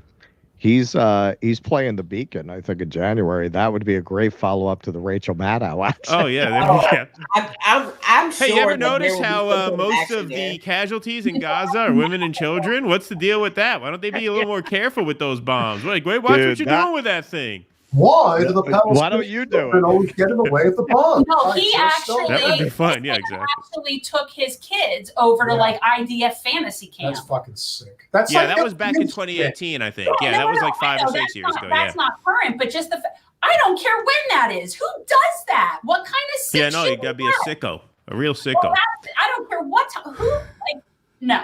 So we already brought up the whole irony of the fact, but I will say that he is hands down the least funny person on that show. So to me, his character is the least funny character on that whole show. Yeah, the supporting cast made the show, obviously. It just happened to be named after him. Yeah, well, yeah. Even I remember as a kid, one of the things I didn't like about the show was that he always had that fucking smirk on his face because he was always giving like a wink and a nod to the camera. Well, he's not an actor, so yeah, he would always be on the verge of breaking and laughing. Yeah. Right. Yeah. Which it's like the episode when Newman is to give him the mail job and he's walking around and he rips off the patch and you can see him turn his head because he didn't want to like laugh his head because he really wanted to. No, he's like that where he's such a douche. Yeah, it is really sad. is. But thank you for sharing the grievance because I also felt that the other day when I saw that. I was very disappointed. Yeah, for real. Yeah. Well, let's have another conversation soon, shall we, my friend? Of course. Thank you guys very much. All right, guys. Thanks. See you soon. You're sticking around, Russ, right? No, I don't know. When's our segment until? We don't really have a segment. You can hang out if you want to hang out. I don't want to force people. All right, I'll hang out until 9. All right. Well, so in concurrence with Dallas's grievance, not a single Western New York elected official, not one, has called for a ceasefire. Shocking. Really? Yes. So I remember Kathy Hochul having the flag of Israel flying above the governor's mansion sometime in October. But I'm trying to remember whether they flew the flag of Israel in our city square. I think that's a true statement. I think they did. That's really unbelievable. Really? Not a single person has called for a ceasefire. Not one. How did you, Russell, you didn't notice that? You're in New York. You didn't notice that none of your people have been on the list? Well, not in my neck of the woods. You mean our elected representatives?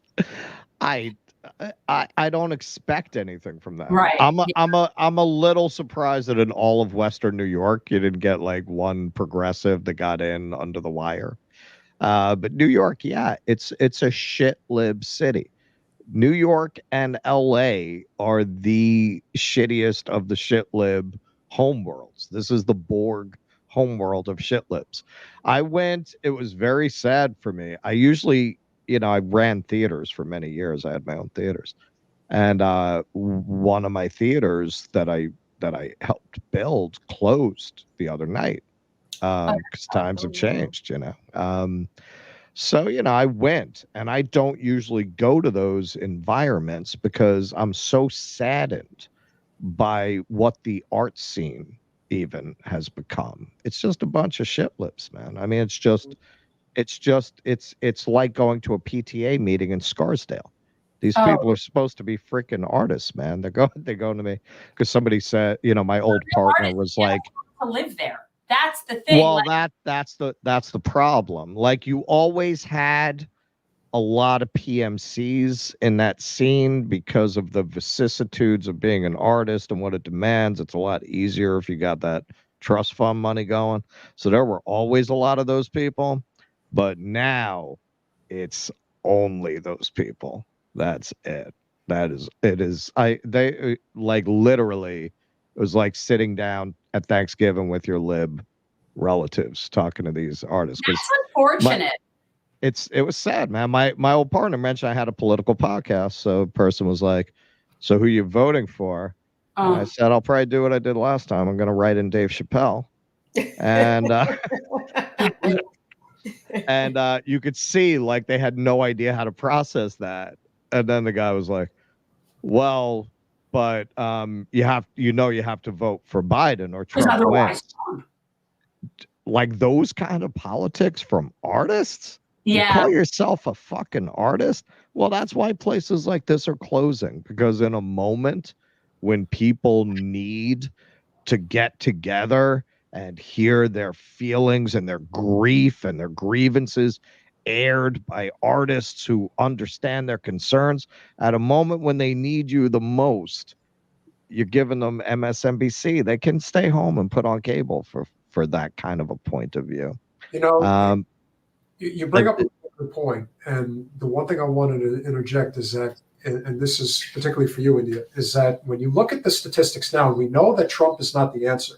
But the fact that almost a quarter of the black vote in this country wants him to be president again, that tells me isn't so much about whether they actually are supporting Trump, but that they've had enough of buying the bullshit that the Democratic Party is selling. Like, they're not buying it anymore.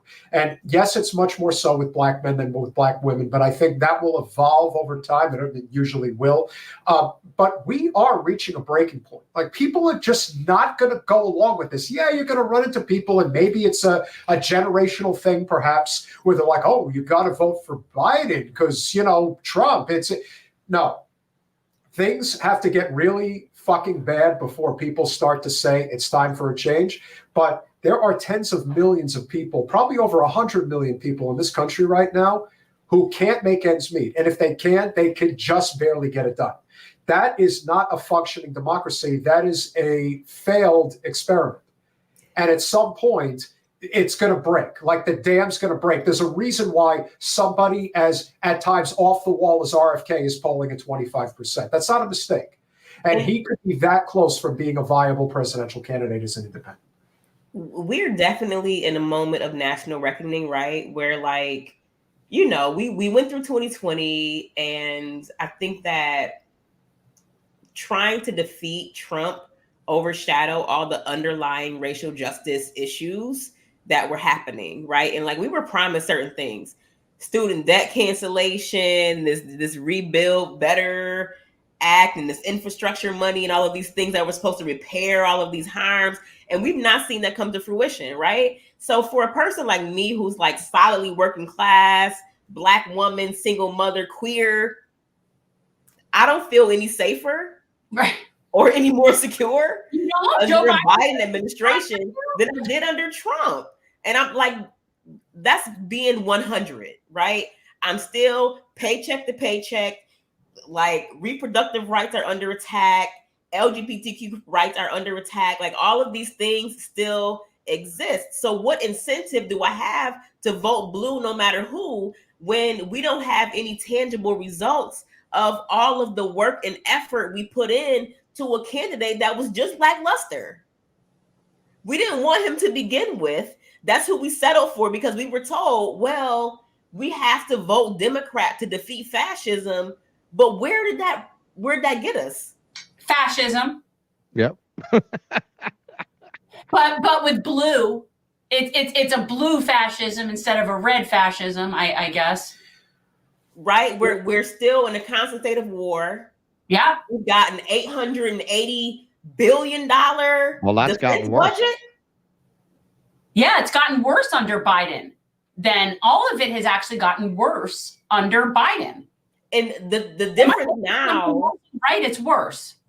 It's worse. The difference now. So I taught at a local university in the fall semester. The difference now is that people between 18 and 35 are not getting their news from MSNBC and CNN. Good. They're getting it from TikTok. They're getting it from peers. They're getting it from straight from the source. And they're not buying the bullshit anymore. Joe Biden has a serious fucking problem. And the reason why they did that bullshit pardoning everybody with cannabis convictions and things and of like course it was a milquetoast way that they did it. What a shock. Yeah. I mean, that's the least you could do, right? So, like, when his numbers are low and he's asking his staffers, what are we going to do to get my approval ratings up? That was the only thing they could think of. Nah, cancel student debt. Do that. Think about reparations. Do that. Put real money and real investments into communities. Do that. Call for a ceasefire. The number one thing he could do if he wants to be reelected is call for a ceasefire. It's overwhelmingly, no matter Democrat or Republican, people are calling for a ceasefire. Yeah.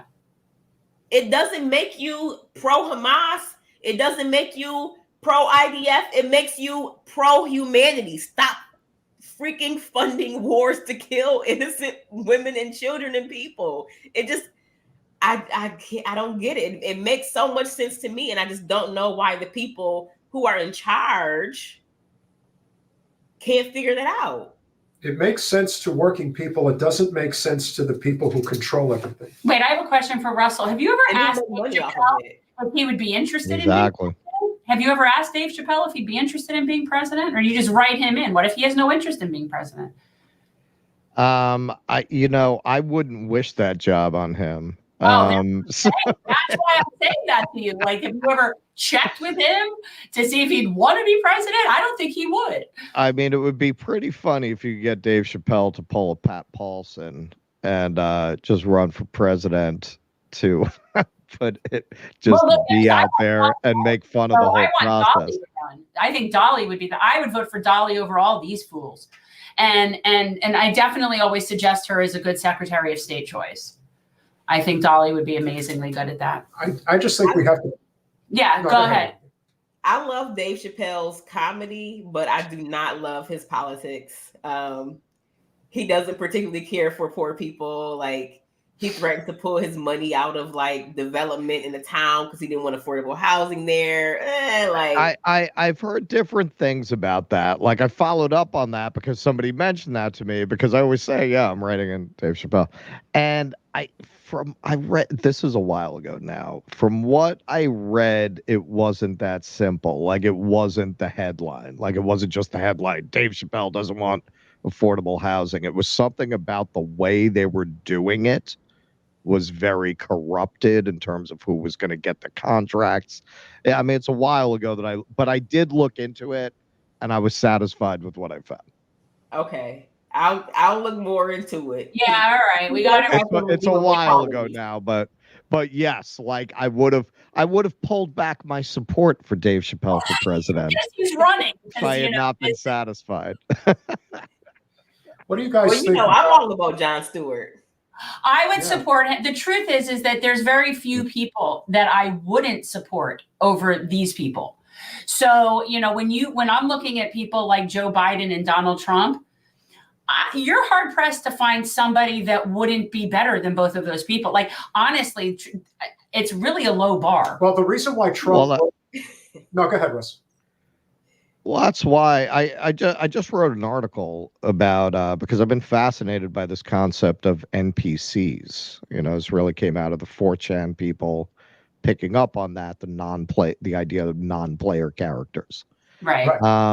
And I wrote an article basically arguing that propaganda, politics in any age is really about the effort to swing the mindless momentum of the NPCs in one direction or another, whether you call them the equestrian class, if you call them the petite bourgeoisie, you call them the professional managerial class. What you're really talking about are the NPCs. You're talking about the people who are very prone to programming from elite messaging, and those people exist in any age. When you have a lot of those people, the society is stable, because they're so easy to control. They never cause any problems.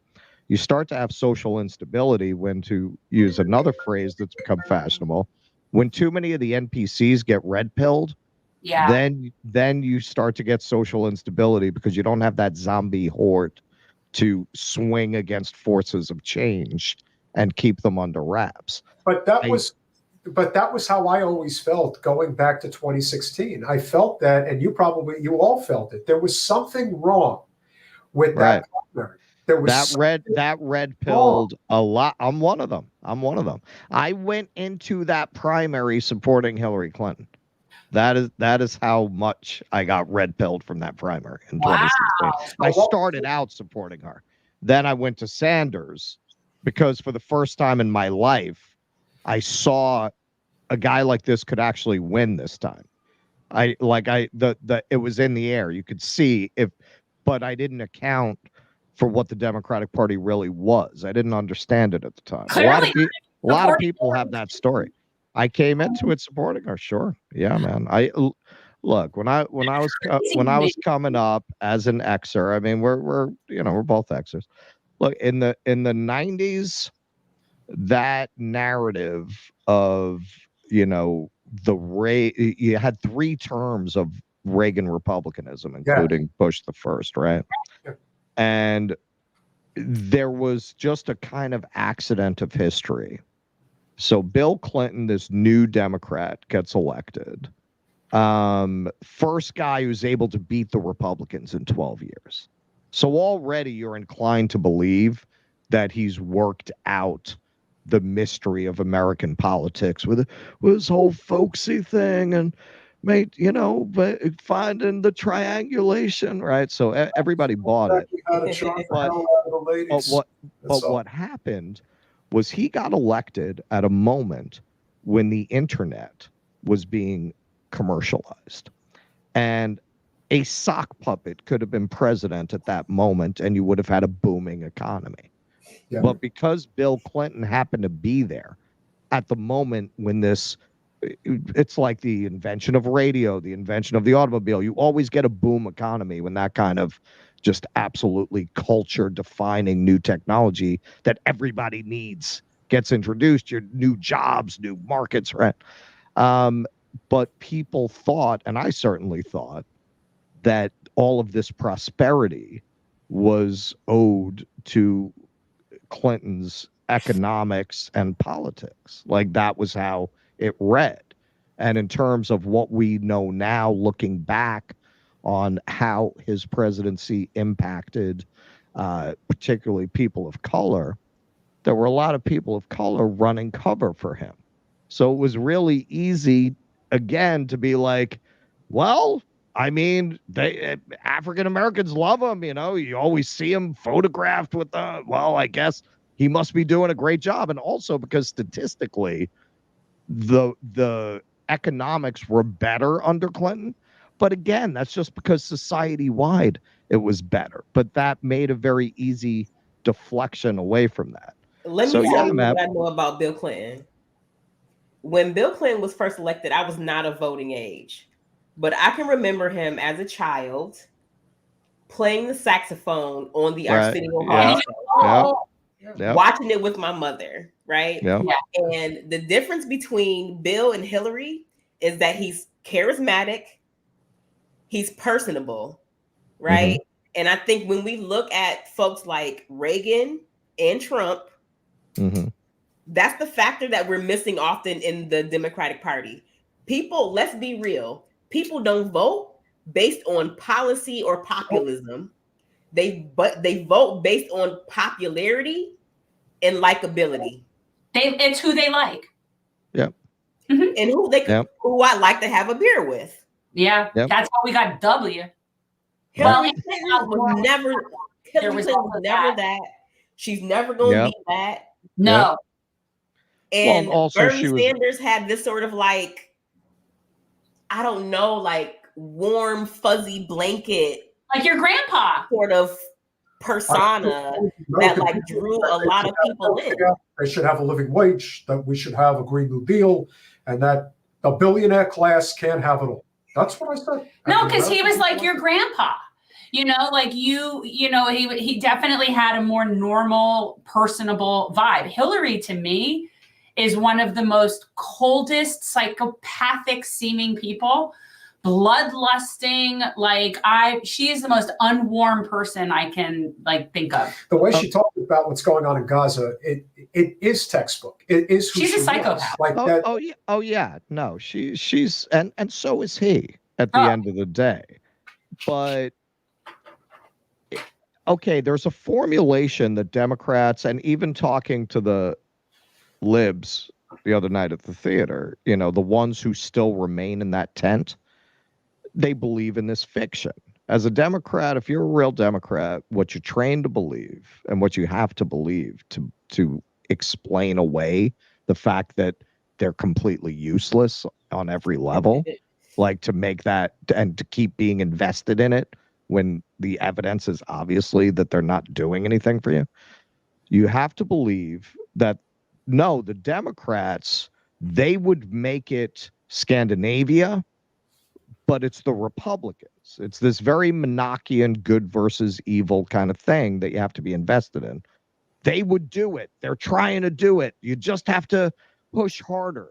You got that. You got the arc of the universe bends towards justice shit. You got to believe that you're making incremental change, and to make you believe that, they'll only point to culture issues. They'll only point to questions that they will not talk about economics on any level, even regarding people that they claim to care about. They'll only talk about the very superficial level of cultural progress. See, look at the progress we're making. And, you also will believe, if you're a real Democrat, that the media bias towards Democrats is not biased because the Democrats are based in reality and so is the media. So the only reason they seem biased towards Democrats is because the Democrats are more based in reality. I believed all those things. And I think I can speak for millions of people who supported Bernie Sanders who went into that race not understanding what the media and the Democratic Party was. We all came out the other side red-pilled. Like, holy shit. Everything I ever believed about politics was a lie. Mm-hmm. Every person I've ever listened to for reporting is a fucking lying prostitute. Like, I was depressed for like a month. Like, Don't I think the sex literally... workers, they probably would have been right about it. I was going to say, don't insult If sex you'd asked the prostitute, they would have told you the truth. It's a good nothing point. wrong with sex It's a good workers. point. I should not insult the sex workers that way. And I think that the best way to end this conversation. Wait, I just want to ask Russell something before you do that. But you know what you're saying, like what you went through, that's how it's been for me, like for 10 years dealing with the Israel thing. That kind of deprogramming, like, oh my God, I can't believe I thought that. And I know you've sort of had a similar situation with the Israel thing in your life too. Like we've both kind of been that. But yeah, everybody's had that with politics, it seems, as well lately. Like they have their sort of realization. When you see the man behind the curtain, you can't unsee it. The other thing that I would say when you have an audience and you guys, and again, tip of the hat to you and Keaton, Russell. I mean, you've really done an amazing job of sticking to your guns and you've been rewarded for it. You guys have a very solid platform now. I would also be cognizant of sometimes, I mean, listen, I love your New York attitude. I love you basically telling people to get fucked if they don't realize that the system's broken. Like at some point, you got to stop lying to yourself about what's really going on. But I do think that there are people who want to come on board. They're just afraid. And I think sometimes you kind of have to hold their hand and just tell them, listen, I felt this way too. You have the perfect evolution story. New York liberal in the 70s, 80s, and 90s, and you believe this shit. And then all of a sudden, Bernie comes along and you're realizing that not only is he right, but the entire system is colluding to shut him down. And there's got to be a reason. Well, see, that was it. It wasn't that I didn't have Bernie's politics. It's that I thought that those were the politics of the Democratic Party, and they were just being strategic. Yeah. What they did to Bernie showed me, oh, no, they actually don't have those politics. When they got an opportunity to actually win on those politics, they prefer to lose to Donald Trump than to win on that. I had to see that to really understand what it was. That's where, look, I feel some responsibility for having been so ignorant because I'm not an uneducated person. I feel like I could have understood it if I had delved into it more. And what I'm doing now, I'm partly paying penance for that. But I feel like that a lot too. You know, like we went along, man. I mean, I don't know about you. I went along and I didn't realize what I was going along with. But I can forgive myself up to that point because it's hard to see something like that until you run the experiment. We had never run the experiment of what would happen if somebody with those politics legitimately had a shot at winning. It had never happened before.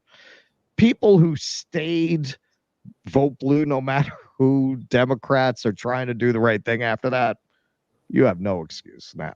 Like now you've seen what it is. I think of myself as doing penance too. That's the whole thing about where I am with Israel. Like I do feel like that what I do is giving penance for not knowing things sooner.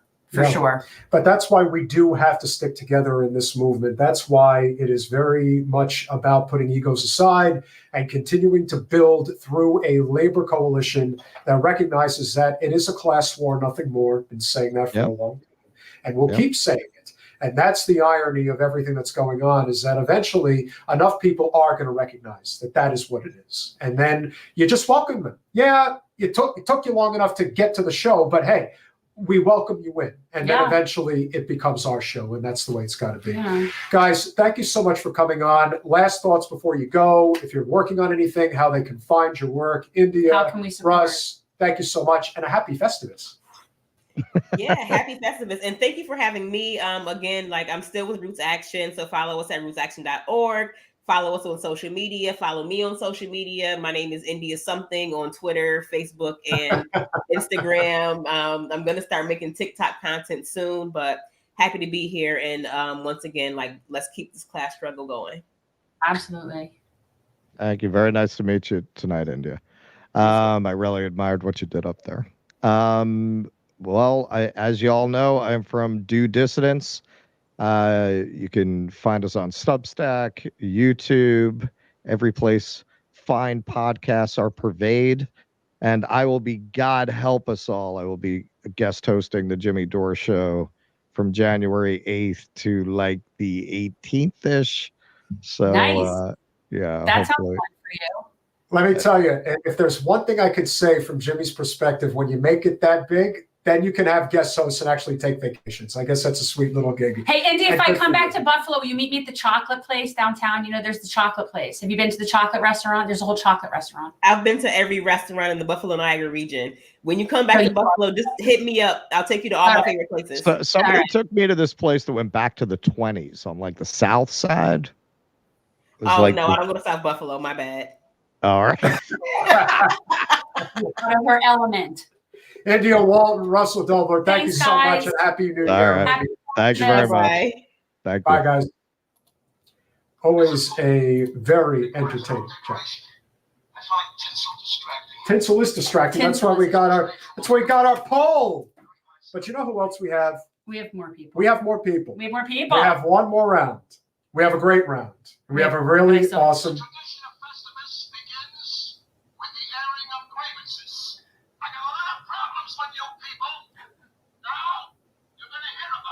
Do we have a problem? Do we have a problem with our esteemed guests here? I don't know. I don't have any problems with these people. He's a real journalist and an author, and he's with The Nation, and he's a friend of the show. John Nichols, welcome back to Generational Change. It's an honor to be with you both. And happy Festivus night. It is, but you're not alone. We've got a little bit of comic relief, which we're always appreciative of having. Yes. Yes, and like doing multiple shows in one night, but of course, schedule permits, and you're here now.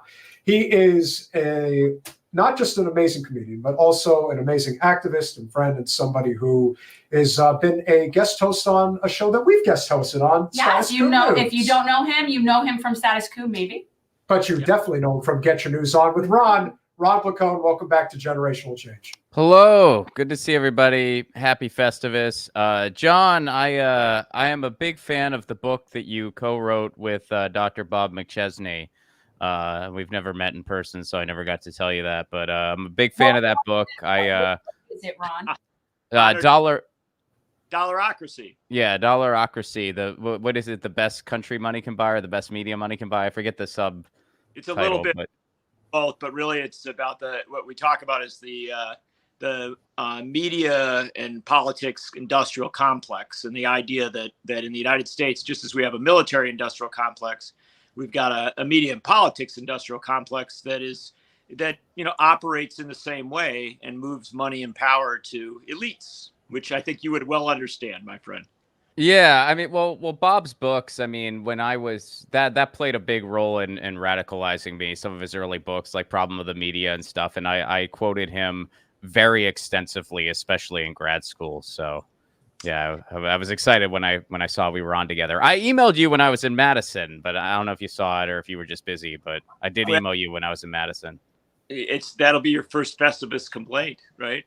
That's my first Festivus complaint. People who don't return emails. It's a terrible. I apologize. I get, as I'm sure you do, like about 800 or 900 emails a day, and so I try my best to keep ahead of them. But I don't get that many, but 24, maybe that'll be my year. Well, John, you're very popular, apparently. I don't know. I don't know. You might know some things.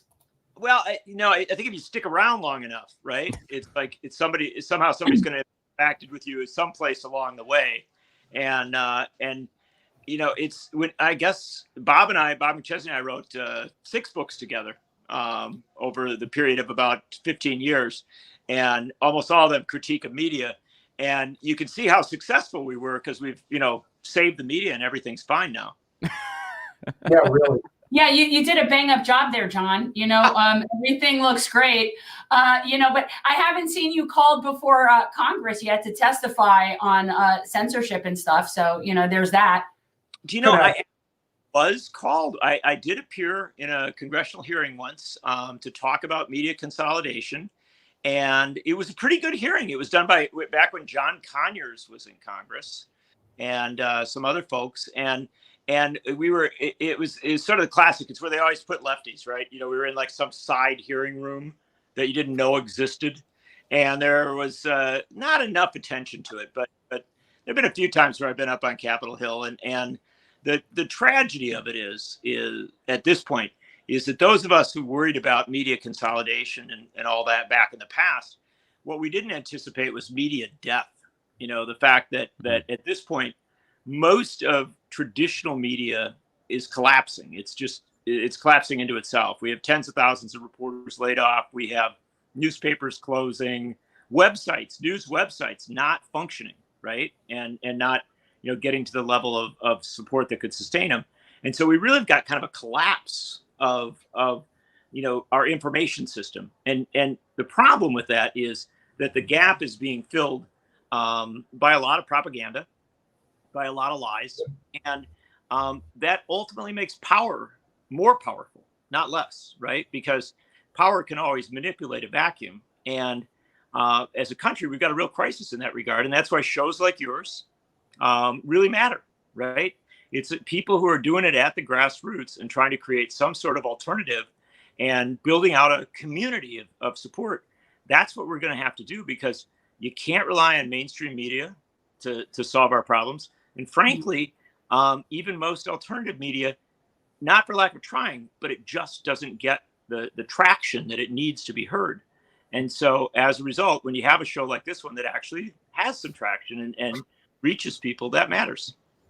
Yeah, we try. I mean, and it is hard. And one of the things that I do pride myself on is connecting people with people. Like even just tonight, I was able on each one of our panels to introduce two people that would be a good connection, that it's always building a bigger web. And that really is, I like to think that that's sort of why I do what I do, is to make this web. It's, it's important. I think it's really important, but I also think you come at it with a critique. And remember, great media in American history, from the very beginning, from the time of the Revolution, has always had a critique. It isn't just that you report the news, right? News reported without some sort of perspective doesn't get people very far. I mean, you want the facts, you want the truth, but you also want some sort of interpretation. And I think that one of the things that you two do, and I promise this is the end of my complimenting of you two, but what you do is that you bring a class analysis to it. And a class analysis ought to be in all of what we do, right? That ought to be a part of what we do, along with an analysis on issues of race and gender. I mean, all these things matter. But so much of our media doesn't do that. It doesn't begin to, look at the news with more than just a perspective that pretty much reflects power, right? That reflects what elites are saying about things. And what you do, I think, especially on labor issues and a lot of economic issues, is distinctive. It matters. It's not just and it's not just that it matters. You look around and Ron's been through this, obviously being a traveling comic and seeing how just the whole system has shifted in a way that comics were always the anti-establishment people, and yet over the past several years, we've seen so many that just kind of kowtow to the power vacuum. And I'm thinking that that's also reflective in what's happened with local newspapers. It's like these billionaires buy up all of the publication, and I'm wondering where it actually stems from. I mean, the easy answer would probably be, Reagan overturning the Fairness Doctrine and Clinton passing the Telecom Act, and they're probably all interwoven, I guess, in some way. I think it can be, but I think one thing, and Ron probably has some better and deeper ideas on this, but one of the things I would say is that what happened is whenever you develop a new platform, right?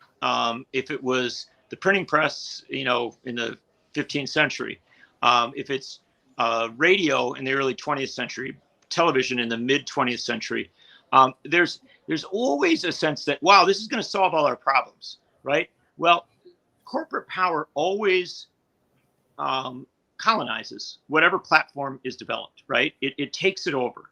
And so that's what you saw with print journalism. That's what you saw with radio. That's what you saw with TV. And frankly, that's what we've seen with the internet as well. And so the internet comes along, and instead of saying, wow, there's this new platform that's going to allow us to get immense amounts of information, how do we make sure that that's actually useful and sustaining to democracy? And, the answer is that we didn't do that. We left it to the market, right? And the market, developed, incredibly successful porn industries and things like that.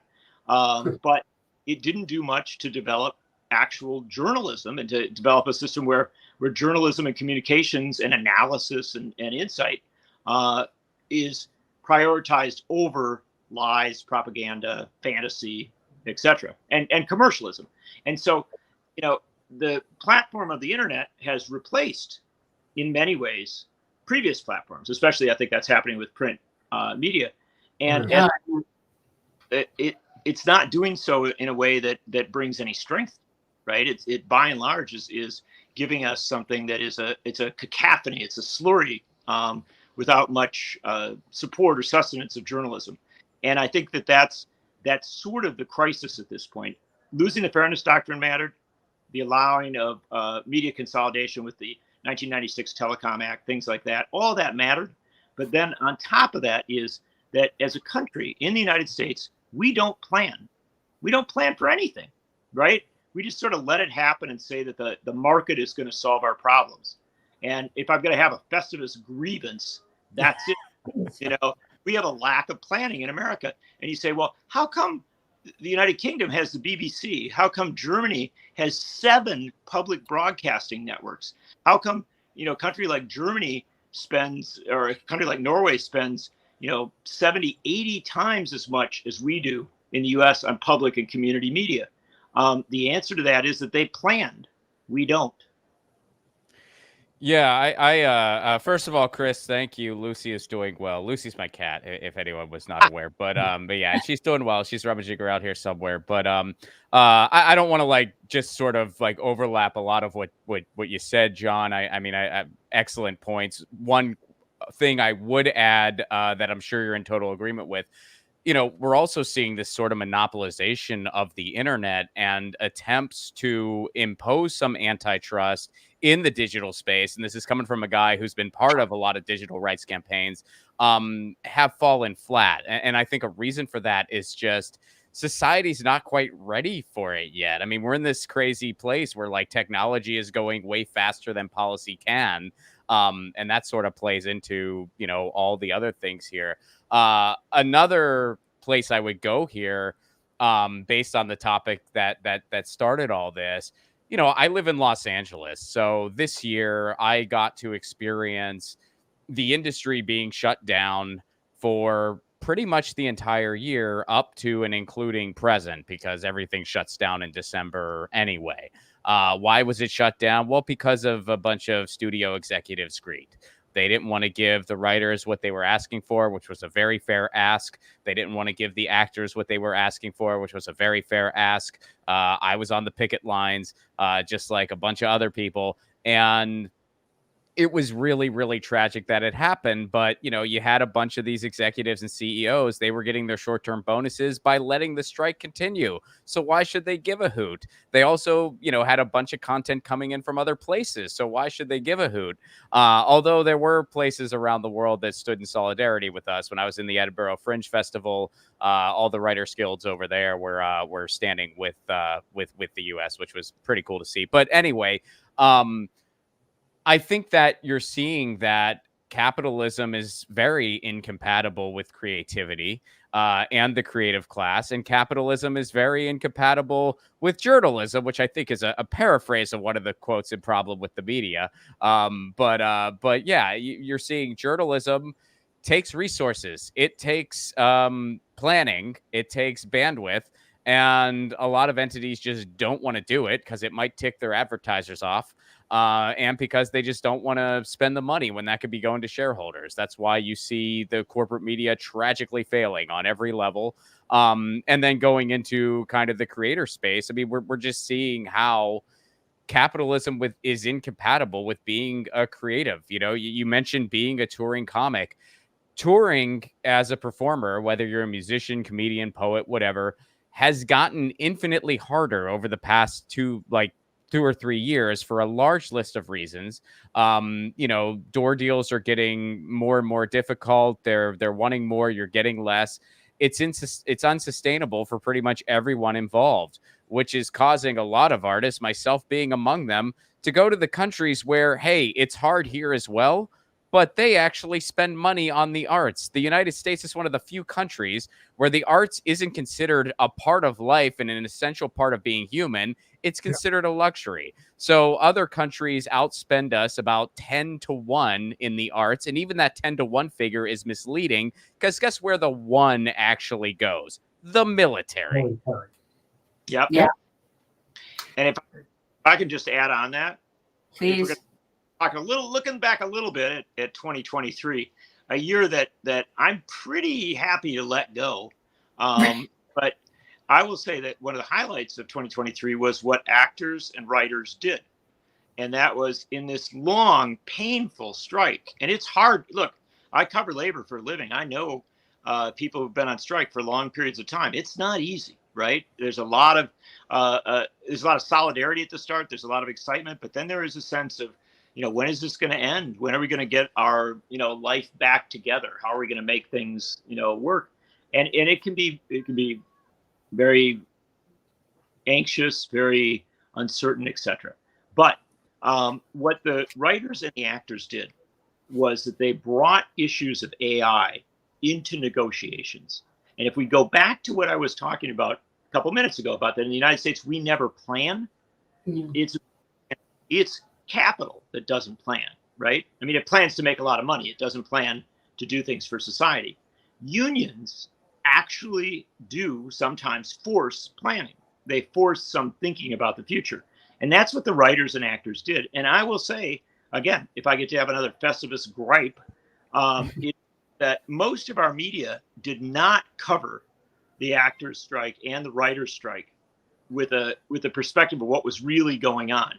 They was like, oh, there's these creative people, they want more money, etc. Maybe they got some complaints about AI and stuff. They didn't understand. This is a definitional moment, right?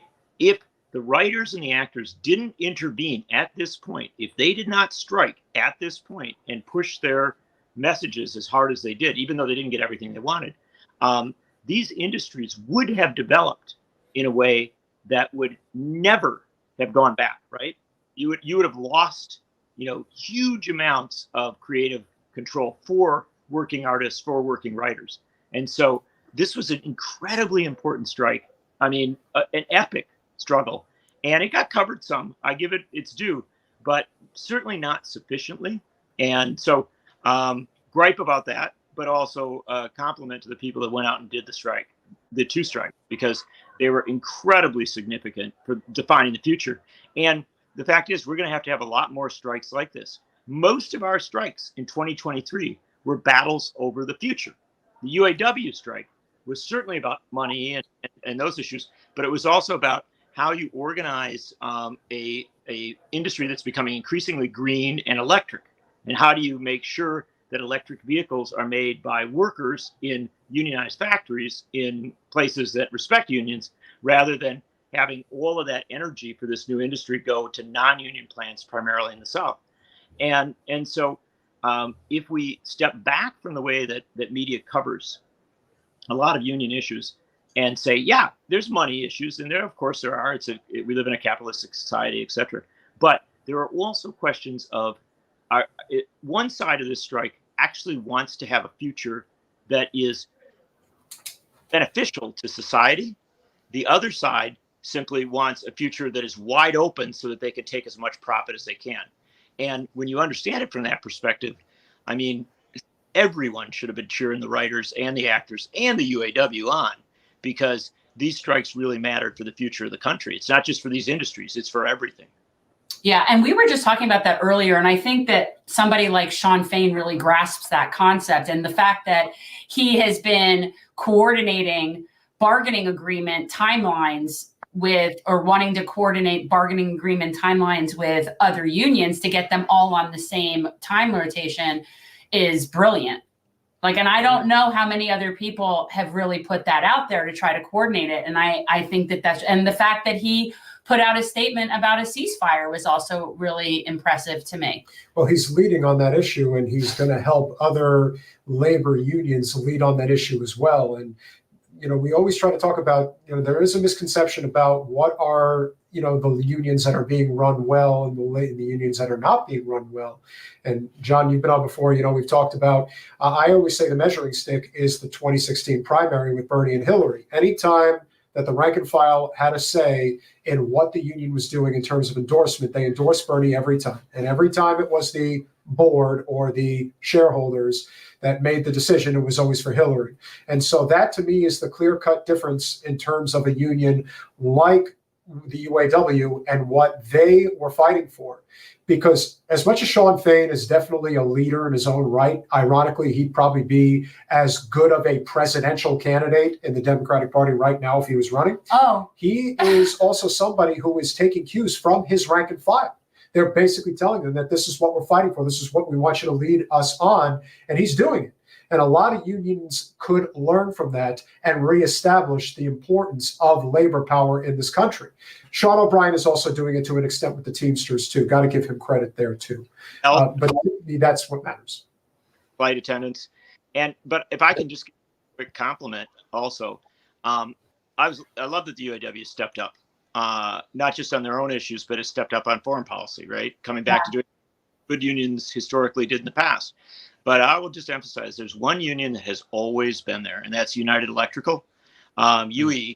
And they were there, you know, ceasefire, putting out a letter, I think a week to the bombing of Gaza. They had after the horrible attack on Israel by Hamas. But they had a ceasefire letter out to other unions. And UE has had a stance on Palestine going back, you know, decades. I mean, there are some unions, a handful, that have kind of always gotten it and that have always been powerful. And it goes back to what you were just saying. These are unions that are run by their rank and file, right? In United Electrical, the leadership of United Electrical can't be paid more than the top paid member of the union, right? So they guarantee that their leadership is a rank and file leadership. And that has a huge impact on how a union operates. Yeah. Yeah, I mean, I got to cover UAW some with Status Quo. Status Quo was on the ground for, I believe it was 25 days total. I was on the ground for 4 of them because they ran out of all the real journalists, so they had to send me in with my clown shoes. But it was amazing. I had such an incredible time. And I did hear from the rank and file, and a lot of them did feel very heard by Sean Fain. I do think it's wonderful what he has done. I think technically he does owe me a beer via one of our interviews, so I'm really excited. We're both Hoosiers, so I said, hey, when this is all over, let's sink the biz together. So I don't think I specified that he was buying, but I feel like it was implied. But yeah, so I love what he is doing. But also it was very eye-opening, and this is not unique to any one industry. I think it's just a very big statement to where we are as a society and as a country, and how far we have to go, and why strikes like these need to continue. Because I mean, there's a lot of things that they just weren't even able to approach yet, as far as quality of life and things that you're seeing happen in this country. I mean, and I got to interview people, and I heard stories. I mean, there was one story in particular that really stuck with me. One guy was talking about he leads a team. His day typically starts around 4 and it ends at 5. So 1 full hour. No, I'm just kidding. 4 a.m. to 5 p.m. Yeah. And then he just kind of has dinner and has to get to bed. And he does that usually 6, sometimes 7 days a week. that's not okay. That's not a quality of life. And so, you know, I'm really thrilled about the progress that has been made, but I don't think we need to continue to be loud about how far we still have to go. And this isn't unique to any one union or any one strike, but you know, we still have a long way to go to get out of the woods. That is just the decimation of the middle class in this country. Yeah, no, I agree. I mean, That's I feel like we have made progress, but when I hear stories like that about people, how they're living, and those are people that have jobs. Right. So those are people that are, you know, ostensibly in a better position than other people because they can still, you know, afford to exist. But nobody should have to be working like that. That's not, that is a failed system. They don't just have jobs, they actually are under a union contract, right? And they're still in these very difficult situations. And this is one of the things that we have to talk about, that you know, being in a union is one thing. Getting a good contract, that's something else altogether, right? That is the yeah. And I always think everybody should be in a union. That's vital. But then we have to talk about the quality of what you get from being in that union. And I think that's what Sean Fain and what O'Brien over the Teamsters, what some of these other, I think, dynamic newer leaders are doing. And that's saying, yeah, I mean, we should, every strike, be fighting for a historic breakthrough contract. You know, it shouldn't just be continuity. It shouldn't just be, you know, sort of a slow arc. The working class in America has been screwed over right now for generations. We have literally, you know, real wages not rise at a level that would be meaningful, you know, since the 70s. And so as a result, you need to have, you know, kind of epic struggles. And that's probably the as you mentioned, Jen, one of the most exciting things about the end of the UAW strike was that Sean Fain talked about aligning all the unions. The next time that their contracts come up, you've got industry after industry after industry potentially walking out. What that means is we get a lot closer to a general strike. And yes. It's a long way to go. Let me tell you, I've covered a lot of this over the years, but I can tell you, you get to something like that, that's where we start to have a conversation about capital, right? That's where we start to have a real conversation about how you organize work in America. And boy, if that's where we're headed, it's going to be a very exciting next few years. Yeah. It could happen as early as this election cycle coming up this year. I mean, I think people are just struggling beyond comprehension. And what I think also makes it worse is that whenever there's an election cycle, and especially now because you have the Biden administration saying, oh, the economy's doing fine, look at the stock market of all things, among them saying, oh, you see inflation's going down. No, all you have to do is just talk to working people. Yeah, the economy's probably doing decent for the top 15% of the country, let's say. But that leaves the other 80 to 85% of the country that are either just getting by or not getting by at all. And that is, again, a failed system that is reaching its breaking point or has reached its breaking point. It's this question of whether enough people want to unite around this idea of a real labor struggle, which of course is the goal. But ultimately, there isn't anybody out there, maybe Dr. Cornel West to an extent, even though his platform is not as anywhere near as substantial as the other main two and possibly RFK. There isn't anybody who's really using the bullhorn to say the system has completely failed and we need to try something different. And that is the real problem. You know, they can't, we were talking earlier about how the Democratic Party canceled the primary here in the state of Florida to protect Joe Biden. And we're pointing out, again, the nuanced approach to this isn't about, oh, boo-hoo, Marianne Williamson and Dean Phillips or whatever. It's, how about the local municipal candidates who are counting on the primary to get, we have municipal elections here in March. And so by canceling the primary, you are screwing those local candidates from being able to get voters out to the polls. So congratulations. I guess you're protecting Joe Biden while screwing the whole country at the same time. Well, Brian just gave me a great idea for a story. Yeah. I Florida, and that's a great in on it. Hey, I have to be very apologetic here. I unfortunately have I don't have as much time as I wish. Oh, no, I'm glad you came by. I try to treat Festivus as like cocktail hour. I really think like we set it up on the hour, but really I'd be happy if people just sort of came and chatted and went. I wish I could serve food this way. Yeah, really. But can I just, before I take off, let me say your last grievance. Well, I'm going to say my last grievance is that I can't stay on longer with my excellent fellow guests and Frank with my excellent hosts. I hope we can do this again sometime soon. Sure. And so my last grievance is this. It's with 2023. It sucked as a year. And you know, we can have our narrow grievances about one aspect or another, but the fact of the matter is that I've covered politics for a very, very long time.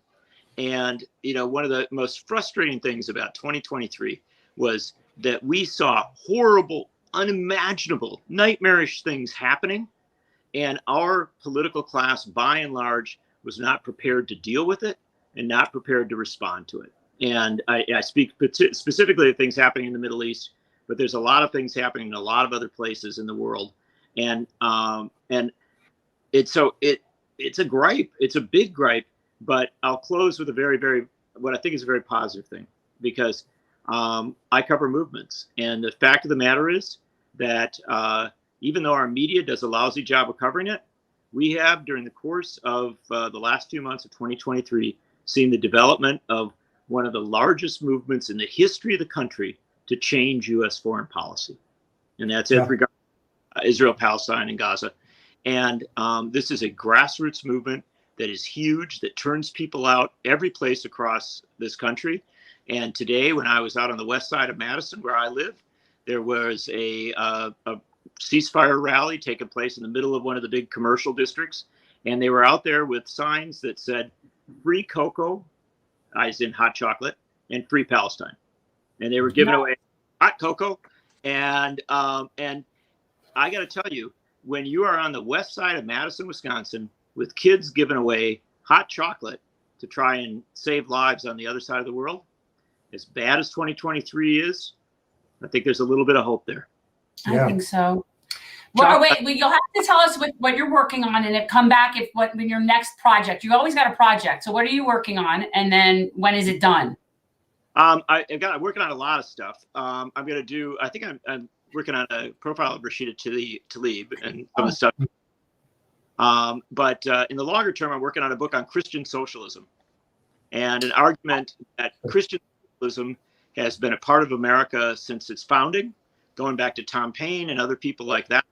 Paine was a great questioner of religion, and that it touched on the abolitionist movements. It touched on the civil rights movements, many of the anti-war movements throughout history.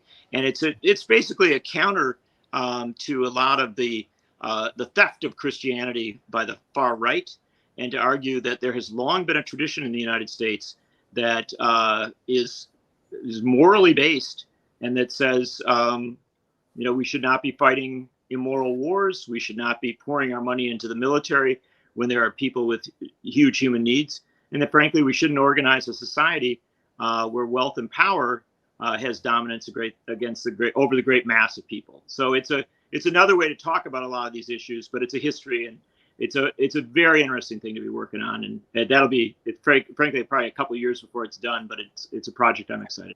Very cool. All right. Well, whenever you have anything to promote or anything to chit chat about, we love to have you on. I'm honored to be with you, and I wish I could stay longer, because I know that I laugh by my fellow guest, and also just to enjoy being with you. But I'll talk to you again soon, and happy Festivus. Happy Festivus. Thanks, John. Good meeting you, John. I'm going to email you again. John. Take care. And I'm so glad, Ron, that you like knew it. Like, I mean, not that you know who he is, because people know who he is, but that like you had like a particular point of reference, Yeah. Well, they used to do. I mean, we didn't get to talk about this, but they used to do a Free Press did a conference every year, and I think the last one they did was in like 2013.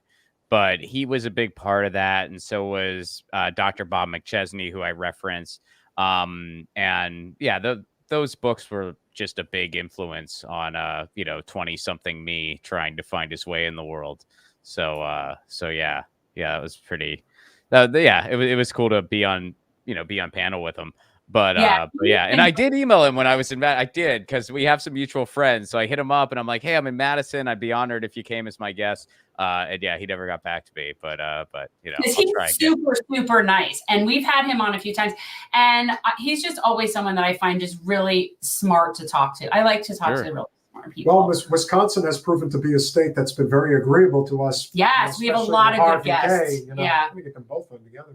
Well, Madison's one of my favorite places like in the country. I love, and I mean, I'm an IU guy, so Bloomington still gets the gold star as far as college towns go, but Madison is a wonderful place too, and it's definitely up there. So are you from Indiana? Is that what I heard you say? You're Hoosier? Okay. No. Well, I went to IU. Okay. So I guess technically I'm not I'm a Hoosier in the sense that I went there, but I'm not a native Hoosier. Okay. I grew up in Pennsylvania, but. Okay. Because, I lived in Indiana for quite a while in Indianapolis. Oh, no kidding. I didn't know that. Yeah. Okay. My husband went to med school at IUPUI. Oh, all right. Small world. Yeah. And so I lived in Indianapolis, and it's, and the time I was there, it was like, now it's gotten a lot better. But when I was there, it was really very still podunky and not a lot. I mean, we're talking 90s. Like, it was a long time ago.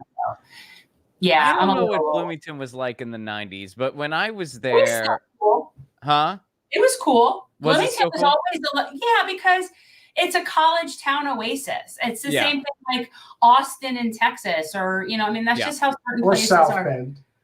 No, South Bend is not really like that. Do not say South Bend is not like that at all. I'm just don't. It's not. No.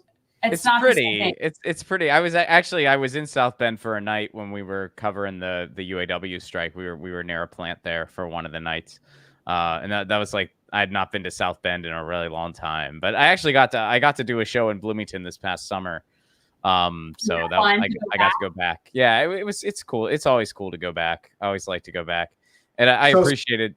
Go ahead. No, Cameron. No, I was just the local paper, like the school newspaper, did an article about it, and I really appreciated they didn't put the year I graduated, which I really appreciated. It's like, yeah, my age isn't important. Thank you for that. Thank you. No, it's not. I graduated. I'm class of '92, University of Colorado, class of '92. So since it looks like it's just going to be us to wind down the show. We would be amiss to not talk about Michael Rappaport. Obviously, he is a comedian. At least that's what he pretends to be. We went and saw him when he was here. Yeah. It was almost a year ago already. It's got to be something like that. Yeah. A handful of us went to Miami, and when we ran into Fred Frost. He was there. And I always like Michael Rappaport. Like, I mean, he's funny. I mean, like, there were things he did that was funny, but now he has apparently gone off the deep end. Okay, I might not be super familiar with this, but yeah, please lead the way. No, he apparently didn't he move over to Tel Aviv or something? So he's gone to Tel Aviv, and he basically has turned into the most rabid. He's Deborah Messing adjacent. That's how bad he's gotten. Really? Oh yeah, he crossed over and literally flew over to Israel and is there in Tel Aviv. Basically, fuck the Palestinians. That's where he's going. Oh wow! Yeah. Well, I know Amy Schumer had some not so great takes. Horrible. I guess I did hear a little bit about Michael Rappaport, but I didn't hear the extent of it. Oh, picked up and moved, left, went there. But wow. How did that happen in the world of comedy? I mean, I understand, it's not funny. It's not. And of course, there's the stereotype that it's Michael Rappaport, it's Amy Schumer, it's Sarah Silverman, but there's just no excuse for this shit. Like, you can't be in the what is supposed to be the anti-establishment world that is comedy and go along with what the establishment wants you to do. I always thought that Jenna Kirkman was one of the best examples, and with all due respect, she's not funny. But she was so anti-Bernie and anti-anybody who wasn't for Hillary or for Joe Biden. I'm thinking, you're a comedian? You got a special on Central? I mean, it was to the point where she was convinced that Bernie bros were the reason, like they stopped her from selling tickets or something. Yeah. I don't know where she's at now, but I think she went like she would massively block anybody who was a fan of Bernie. So I've never had any interactions with her. I've never met her, but I was just blocked by her on Twitter, probably from her en masse blocking of any and all lefties or like left adjacent people. So what's been your personal experience? You know, we've seen you, you know, obviously with Jimmy, more specifically, we've seen you with Graham. You know, you and Graham in particular still have that real anti-establishment streak. But there does seem to be quite a few people in the world of comedy that's not the thing anymore. Like there really is this sort of disconnect with certain comedians that are just going along with the establishment, and that just seems so. They're just neolibs. Yeah, well, maybe. Well, that's pretty Hollywood, though, to tell you the truth. I mean, a lot of Hollywood. There are lefties in Hollywood. I would never suggest otherwise. There totally are. But as far as like the money and the resources, it's very, you know, Democratic Party, blue no matter who, Joe Biden. I mean, I literally, I don't want to get too specific here. I'm not going to name names, but I literally know people who in the 2020 primary, they liked Bernie the best, but they supported Liz Warren because they were worried if they didn't, their writing job could be in danger. So it is very like we don't rock the boat, you know, and also the other side of it, there's a lot of money on, you know, like the right, like the Daily Wire world, the Ben Shapiro world, the kind of like contrarian right wing world. Yeah, there's a lot of money there. There's a lot of money to be like DNC establishment. If you're actually on the left, we don't have much as far as power goes. I mean, as far as some of the big people, it's like Sarandon, Adam McKay has his production house, Boots Riley up in the Bay Area. That's about it as far as the heaviest of the heaviest hitters. Yeah. You know, and there's a lot of people doing cool stuff, and so, and that is, some would argue, that is slowly changing because, you know, there's kind of more and more lefties and it's kind of becoming more and more embraced. Is that the case? Is it not? I can't really say for sure because honestly, things have kind of been shut down for a freaking year, like we were talking about prior.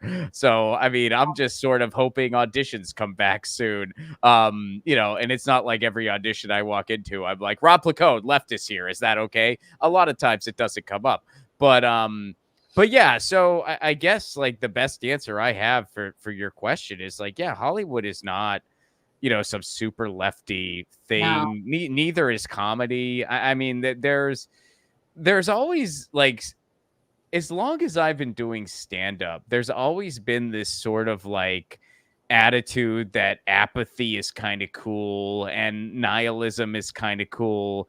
And I think a lot of that can be traced back to comics listening to Bill Hicks and totally missing his point or listening to George Carlin and totally missing his point.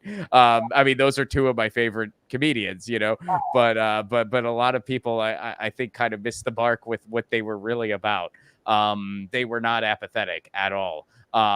You know, so I think that has something to do with it too. And yeah, there's just a ton of money in like those, like if you're not in one of those two lanes, which I'm not, it's a harder go of it. It just is, you know. I mean, whenever people say like, "Oh man, being a conservative in Hollywood's so difficult," no, it's not. You have your lane. There's plenty of money in the Vince Vaughn worlds. There's tons of money and funding there, and of course, there's tons of money if you're, you know, at the DNC dinners, but you know, if you're an actual leftist, that's who it's actually hard for in Hollywood. Actual leftists are people think Democrats leftists. So when they think, oh, Hollywood's all leftist, I'm like, no, No, No. not so much. There might be a lot more Democrats, but that does not make them leftist. And that's the knee-jerk reaction that works so effectively for people that are in that Ben Shapiro lane, to just point at the Democratic Party and say that everybody's this, lefty, socialist or whatever. And that is true, Holly. That's you know what, Ron, like a prime example of that would be Amy Schumer, because unfunny. At least Sarah Silverman is funny, but Amy Schumer is not funny. Like, I never found her funny. She's not funny. And again, Jen hates when I ever bring up looks. It's like, as far as I'm concerned, Okay. and the thing that she did recently, which was so ironic, was that she actually brought up the fact that she's related to Chucky the Shoom, and at the same time made it seem like, but I'm not that close to him. He never did anything for my career. When you have the name Schumer, that did something for your career, for sure, whether you'll admit it or not. Yeah, so I don't know Amy Schumer, and to be honest, I don't watch her comedy, so I have no opinion on her comedy. I have no opinion on her looks. I think she looks fine. I don't have an opinion. I appreciate huh? that. Yeah, I mean, Get on me. I don't care. I mean, I think Sarah Silverman is physically attractive. I don't think it matters, but like, whatever. Like, I don't care. But and to be honest, I don't follow her comedy super closely either, to tell you the truth. So I can't really give an opinion on their comedy, but I highly doubt that there was never any type of situation where that Chuck Schumer connection didn't help her. I just highly doubt it. I mean, I find it very, very unbelievable. And stuff like that happens all the time. And look, I mean, I think Big Mouth is a brilliant show. I enjoy it very much. But, I mean, I don't think that... I'm pretty sure the fact that his dad is a billionaire has helped Nick Kroll.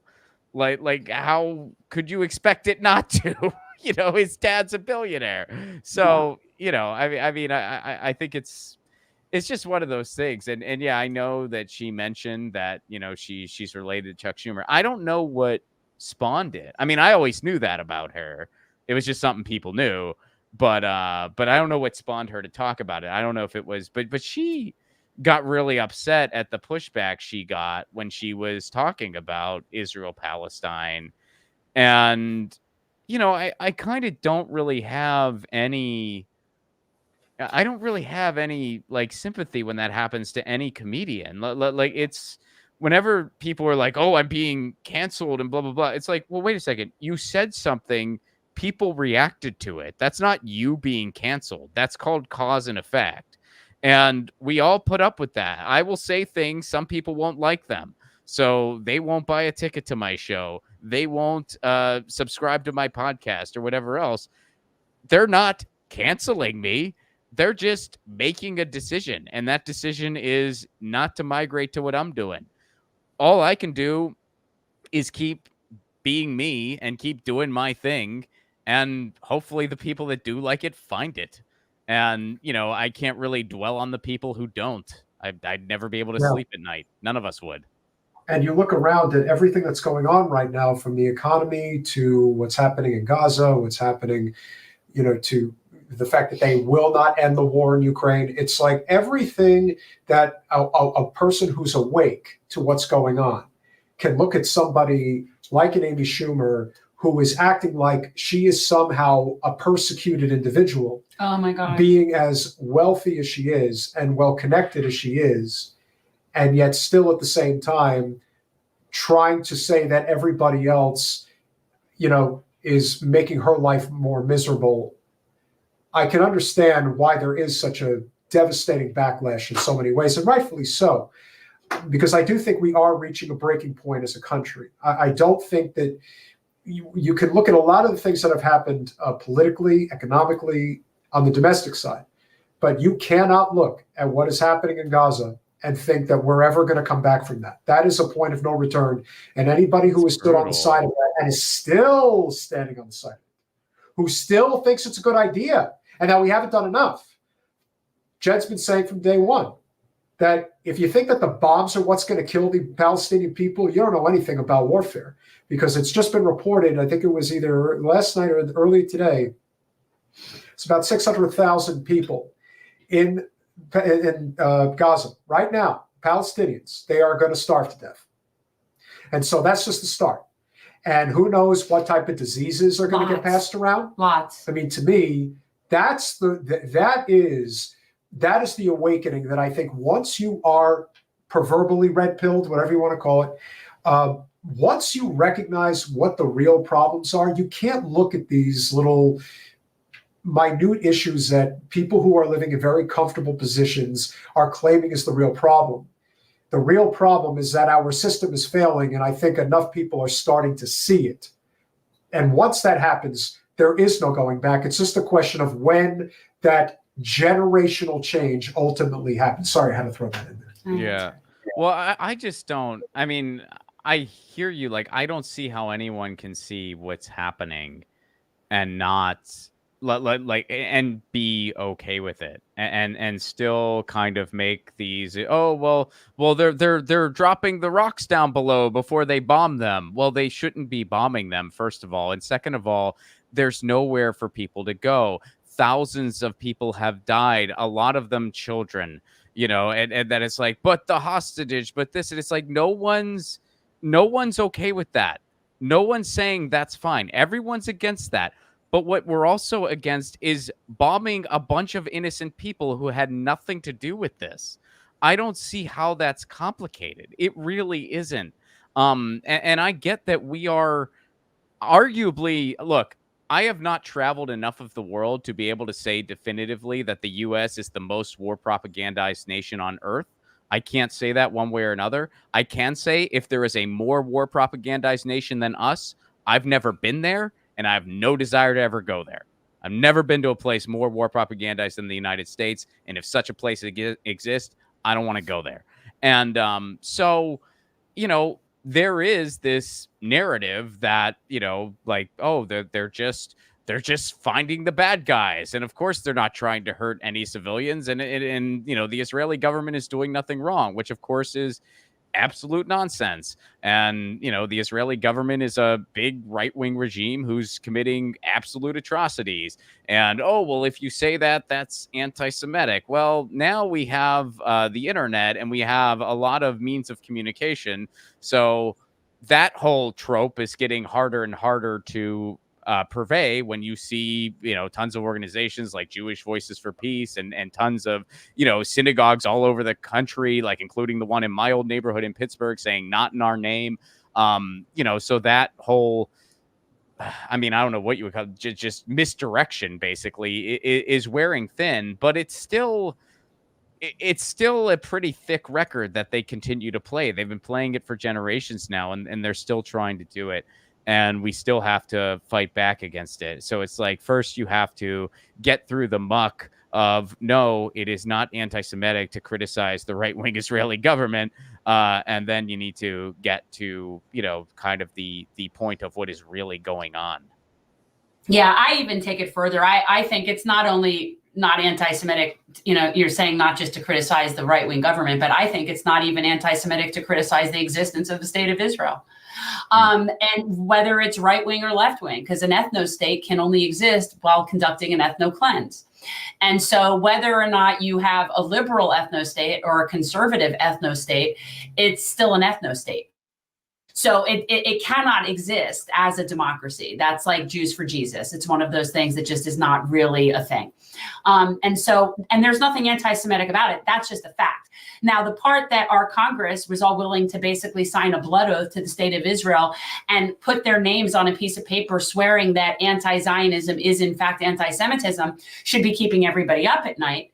Because that's horrifying right there, that you have an entire body of people that are willing to sign their name to something that they know is a flat out lie because of fear of retaliation, fear of APAC. And something that I saw very recently, and I cannot remember for the life of me what show it was, but the premise is who's in charge of a society by who you're not allowed to criticize.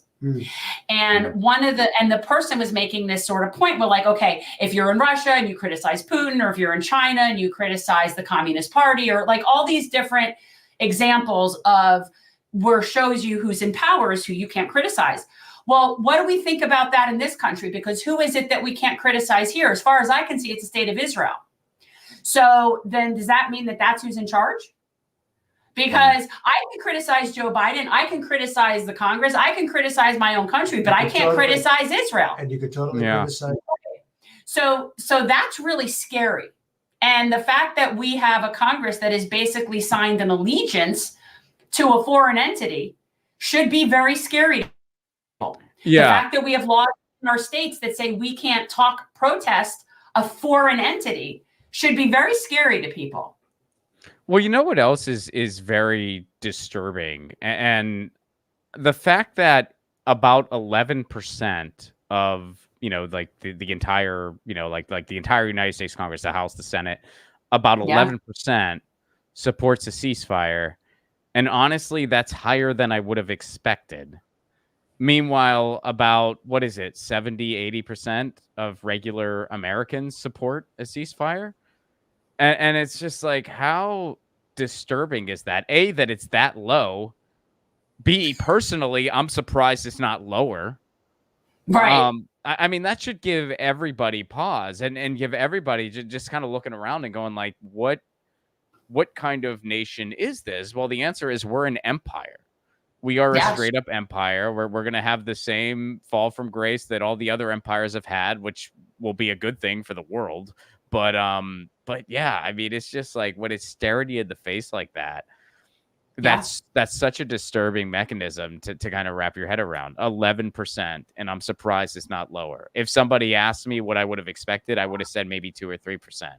I would have expected maybe. How many of the Jews are on board with this at this point? Because Congress, as far as I know, there's like 35. I think there's 35 Jews in Congress.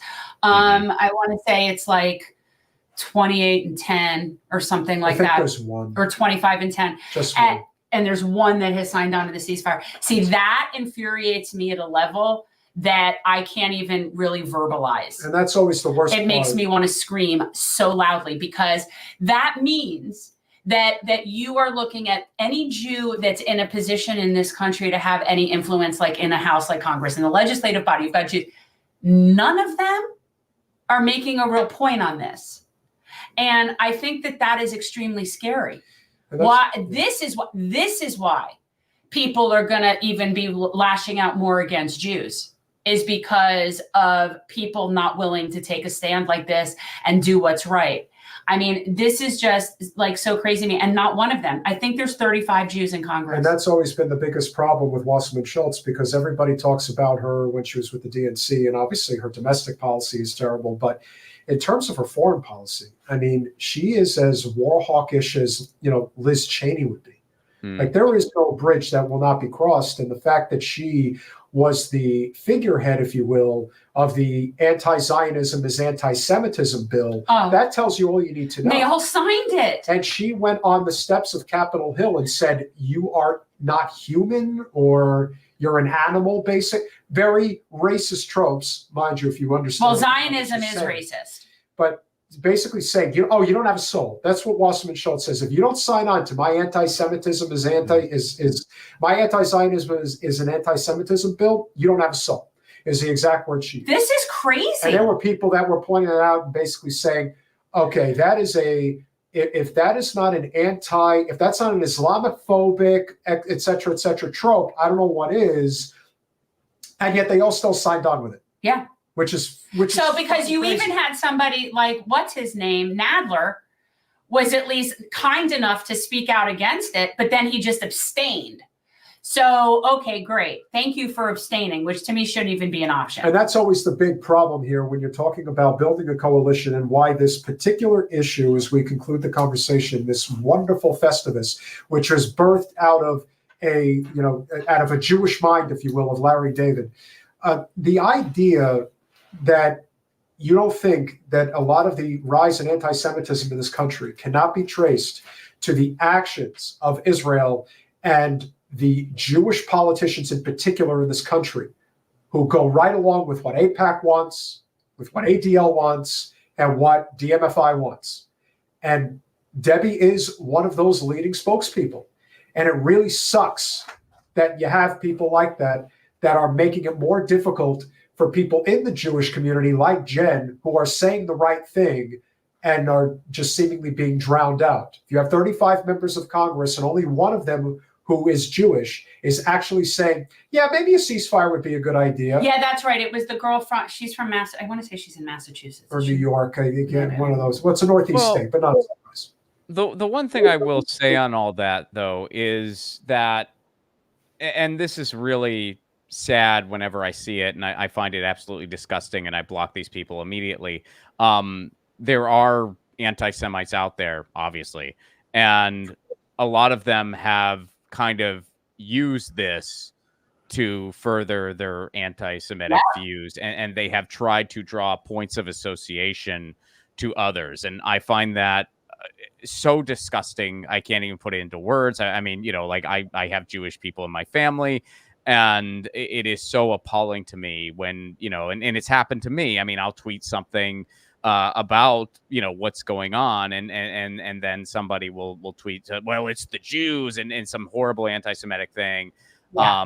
And I am just so appalled by that and I am just so disgusted, and I do think we need to speak up about that too, because it's like we can't allow them to even try to draw this point of association. We need to extinguish it immediately and say, no, you are disgusting and an anti-Semite. I am against a genocide. We are not the same. We are nowhere close, and I want nothing to do with you. Agreed. Yeah. I mean, I this is one of those things that this is a line in the sand, and nobody's going to come back for me after this. Like, as far as I'm concerned, the people that are on the wrong side of this will never be able to redeem themselves to me. I don't know any other way to say it. To like you, but what about, well, let me ask you, me? sorry. Yeah. Well, I wanted to ask you a question. I didn't mean to cut you off, but I wondered, do you think anyone will pay a price politically then? I mean, I know you, Jen, as an individual, but like, do you think anyone will pay a price politically? Because I highly doubt it. I don't know yet. It's too early to tell. But I do think ultimately, yeah, because what I've been saying for a long time is I don't care, even at this point, let's say you have a ceasefire right now. It's not going to matter. And the problem is, and not that I don't want that to happen, because of course I want that to happen, but the trajectory of death that has been put in place, when you cut off food and water, you displace that many people, that you've destroyed the infrastructure, you've destroyed the healthcare, they have no medicine, so those things will lead to the death of 2 million people. I have yet to see anybody explain to me how this ends any other way. And that is even if there is a ceasefire right now. So that's what I'm trying to understand, what people like, how do we get away from there being 2.2 million dead bodies in the desert? Because I don't see any other way from this. You've got close to 2,000 kids that had to have limbs amputated without anesthesia that are now just sort of living there. Well, you don't think there's going to be a ton of complications and post-op? I mean, the disease, the famine, I mean, I don't see how they leveled a hospital. Right. So how does this end? So my point is, when you ask, are there going to be repercussions? You know, at 20,000 people dead, maybe not. At 2 million, yeah, there's going to be, I do believe, political ramifications. And I don't think that those people really understand that what has been set in motion is, I personally believe it cannot be undone. And they are going to, and they will move heaven and earth. They will move heaven and earth. And I hate saying that because I want it to be undone very, very badly. Okay. But like, what's the best case scenario? 2 million people living in tents in the desert? They will move heaven and earth to cover it up. That's the thing. Well, it can't be covered up this time. And if that's not enough, the fact that people need to be screaming from the rooftops that there is, just like I always said, that the reason why the expansion took place with NATO in Ukraine and Russia pushed back is because Ukraine has trillions of natural resources in its country on its soil. Gaza has trillions in natural gas resources on its soil. And Biden sent a guy. Literally. Yeah. And the only person, the one person I will say whose fate has been sealed as a result of this genocide is Joe Biden. Yes. His fate has been sealed. He will not be reelected president no matter what. And he will be forever known as Genocide Joe. Yeah. And you're not going to be, he's totally genocide joke. Yes. It's a terrible person. That's going to stick, and no amount of. I mean, listen, he's already been a disaster as it is. You add this on top of everything else. I mean, this is not just sealing the fate of what's going to happen to Joe Biden. There are some real heavy implications that the Democratic Party as a whole may be sealing its fate for a significant period of time, because this is a good for fundraising, though. Oh, well, I mean, that's obviously the end goal. Of course, that's why Pelosi's there and doesn't want to leave, among other people. And that's why, we are stuck in this sort of conundrum at this time being. But I do think things will ultimately evolve for the better. It just shouldn't have to take a moment like this for it to happen. But I do think that we are standing on the precipice of sort of an inflection moment in our nation's history. I'm just enraged. Don't mind me. As we should be. I'm like beyond, like at this point, like I'm just, and I've lost friends. I've lost, I don't, honestly though, for all intents and purposes, anybody who chooses to not be friends with me based on this issue was never a friend. And that's just a fact. I mean, we don't like to hear that, but that's just a fact, right? Like I didn't create this issue. I didn't bomb Israel. I didn't kill people in kibbutzes. Like I'm not the problem. I'm not in this, nor do I have any power to control it. So if somebody's hating me just for a position on something, then that's just absurd. Quite honestly, don't shoot the messenger. Like don't be absurd. I didn't cause the problem. If I caused the problem, then by all means you should hate on me. But like I didn't, and I can't solve it. So, but I think we've definitely aired quite a few grievances. I've been airing this grievance for like a few months now. As you should. I mean, as we all should. So, yeah. Ron, can't thank you enough for coming on. Please plug your show, anything you're working on, and a happy Festivus. Happy Festivus. Happy Festivus. And yeah, thank you for inviting me. My notification actually just went off, which is why I was tardy. I accidentally put this in as 7 p.m. Pacific time, which as a Californian, I should. The Pacific people. It's usually not a mistake I make, but every now and again, I'll just, have a, I guess I was at holiday brain or something, but yeah, thanks for having me. I have a new podcast called 1000 with Ron Placone. You can get it wherever you get your podcast. And the concept is I interview 1000 people who have piqued my interest in some way. So some of the early guests so far have included Jello Biafra of the Dead Kennedys, Cory Doctorow, Dr. Gabriel Rockhill, and who else? The singer-songwriter Beans on Toast. So it's still Margaret Kimberly did an episode. So still a lot of political talk, but also conversations with musicians, activists, comedian colleagues. So it's a more interview-centric show. You can get John Nichols on your show. I'm going to have to get John Nichols. He's got to respond to my emails now. And I'll have to have both of you on as well.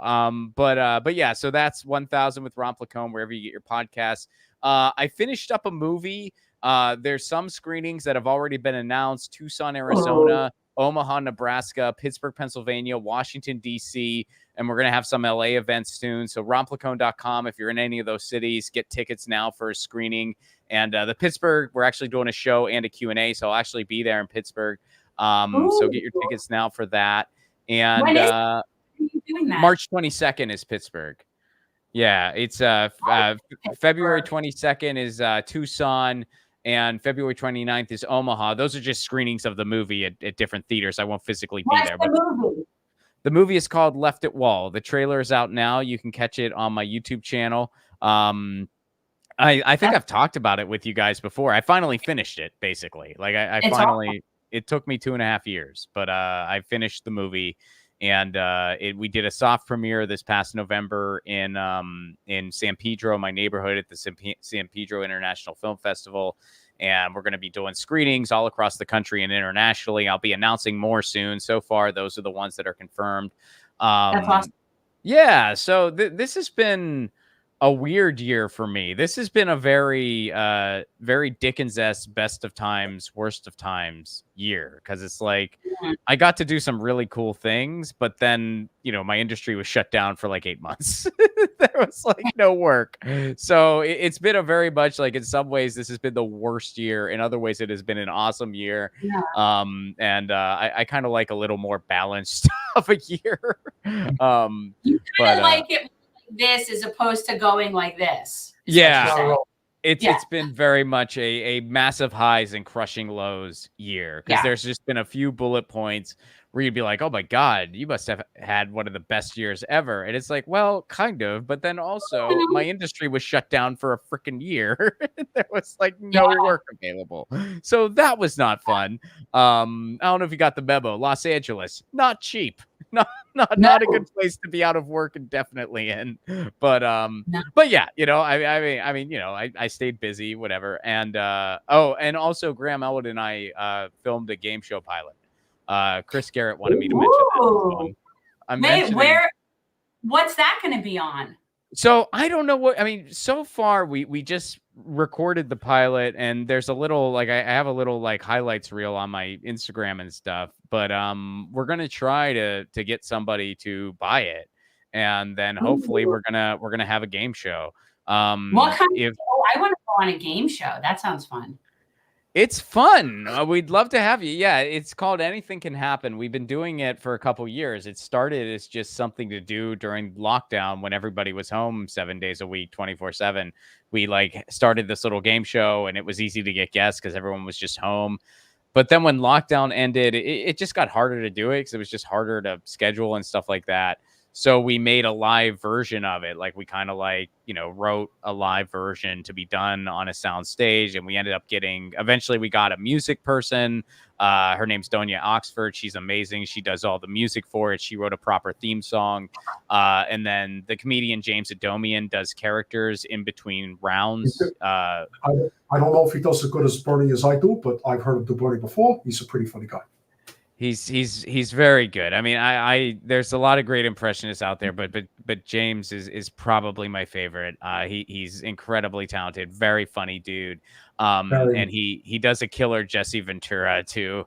And yeah, so that's something else that that hopefully we'll have more to say about soon. And yeah, I thank you for that, Carne Verde.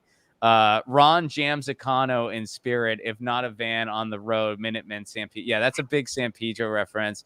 And actually, you know, this is a thing we're doing now because, like, I just finished my movie, which is a micro budget. And then I just finished. We're doing a vertical series too that's going to be premiering on Status Quo next year. Called Frank and Zuri. I play Frank, and then my buddy produces it with me, and it's a vertical series, so it's really you know, it's a really lo-fi way of doing storytelling. So one of the things that I said at the festival was, I was like, you know, San Pedro is a place where people jam Econo and they film Econo too. So I appreciate that very much, Carne Verde. That's really cool. Mike Watt actually just did a show in the neighborhood a couple nights ago. I wasn't able to make it though, but sorry for the insider baseball, Jen. No, it's okay. It's all good. It's all good. You California peeps have your whole little lingo there. That's all good. My husband's from Calabasas. Oh, okay. All right. Calabasas is I do have my brother-in-law's family is in Calabasas. So it's nice there. It's a little too nice. So it's not. It's very nice. I mean, it's definitely not. It's a lot different from San Pedro. Calabasas is where the Kardashians live.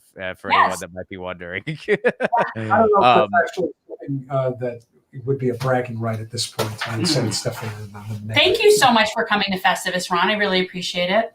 Thank you for having me. Always great to catch up with y'all. Happy Festivus. Have a Merry Christmas and a Happy holidays. New Year, brother. You too. Cheers. Peace. Bye. So it's been a very successful Festivus, third annual Festivus. Christmas ago, I went to buy a doll for my son. I reached the last one they had.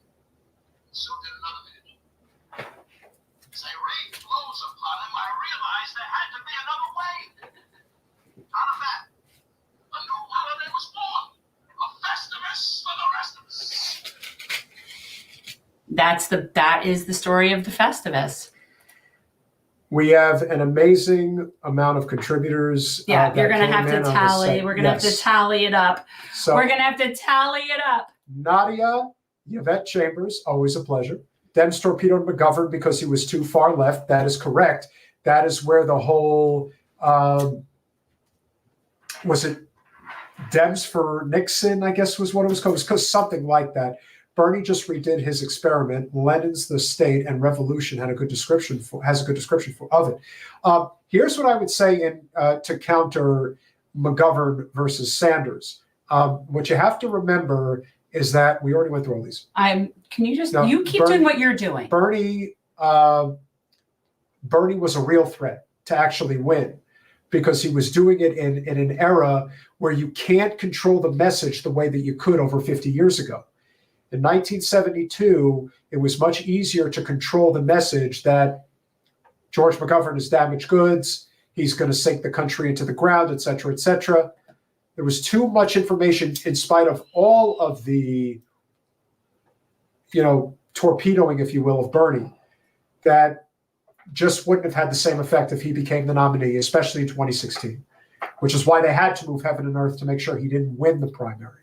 And that's where we're at. So it looks like, just looking through there, that it's firmware, and I don't know. We're going to have to go through and figure it out who are the top three. Danny, thank you so much for the $10 contribution. It's always great to see you. Learn MMT, as he always wants us to say.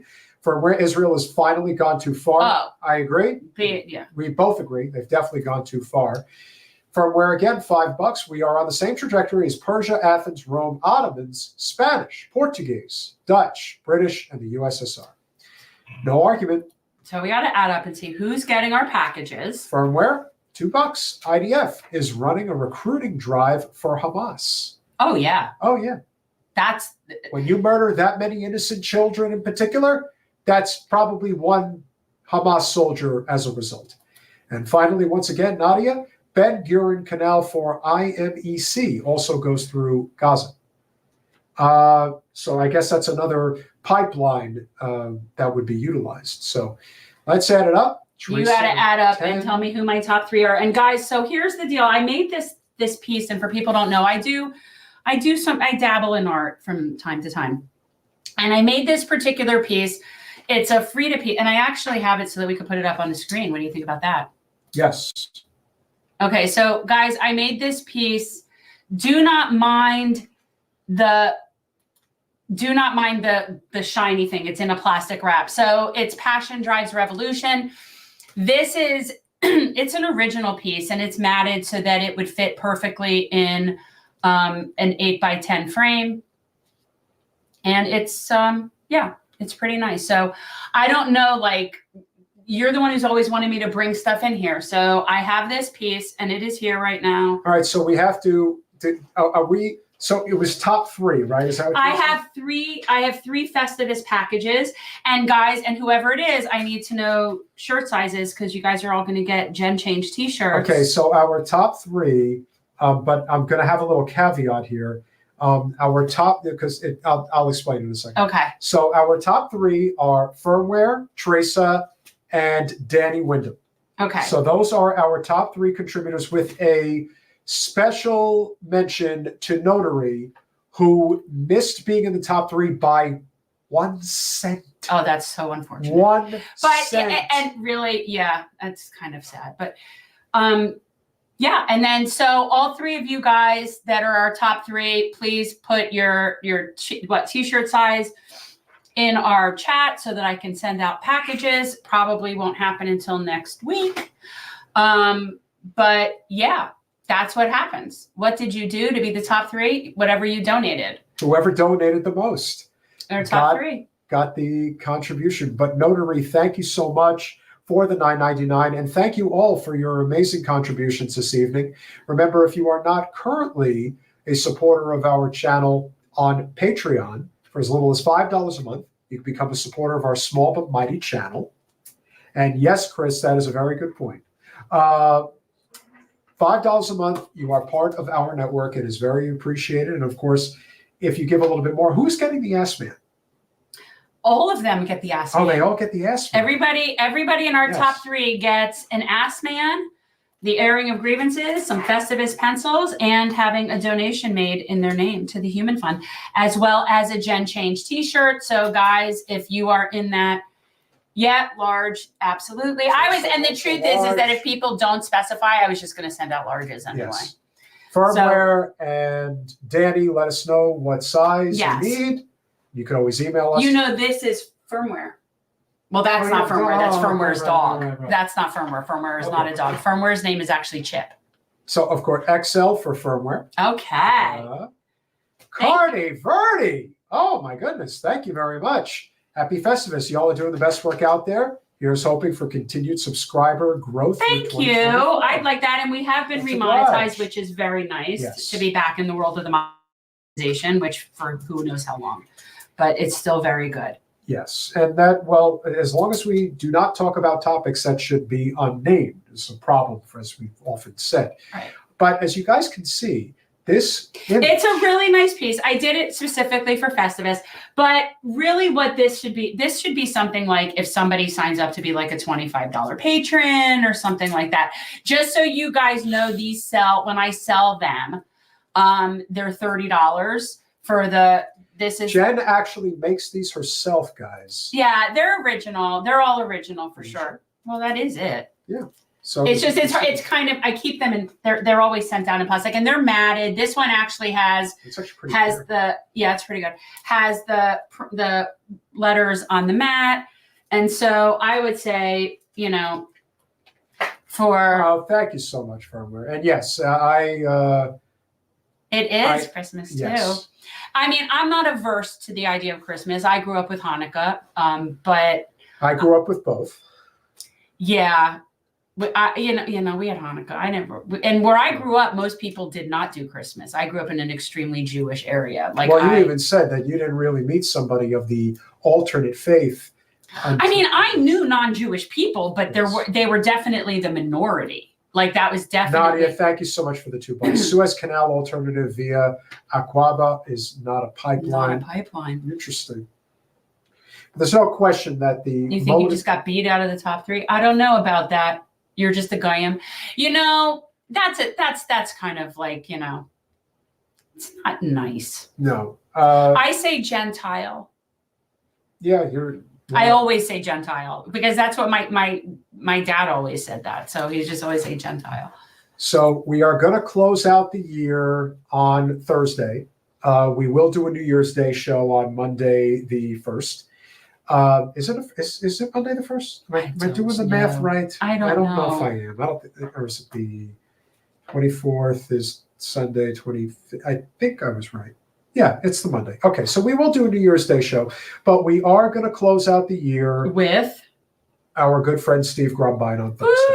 Ooh. So we Oh, will, you know who else I noticed wasn't here? Yeah.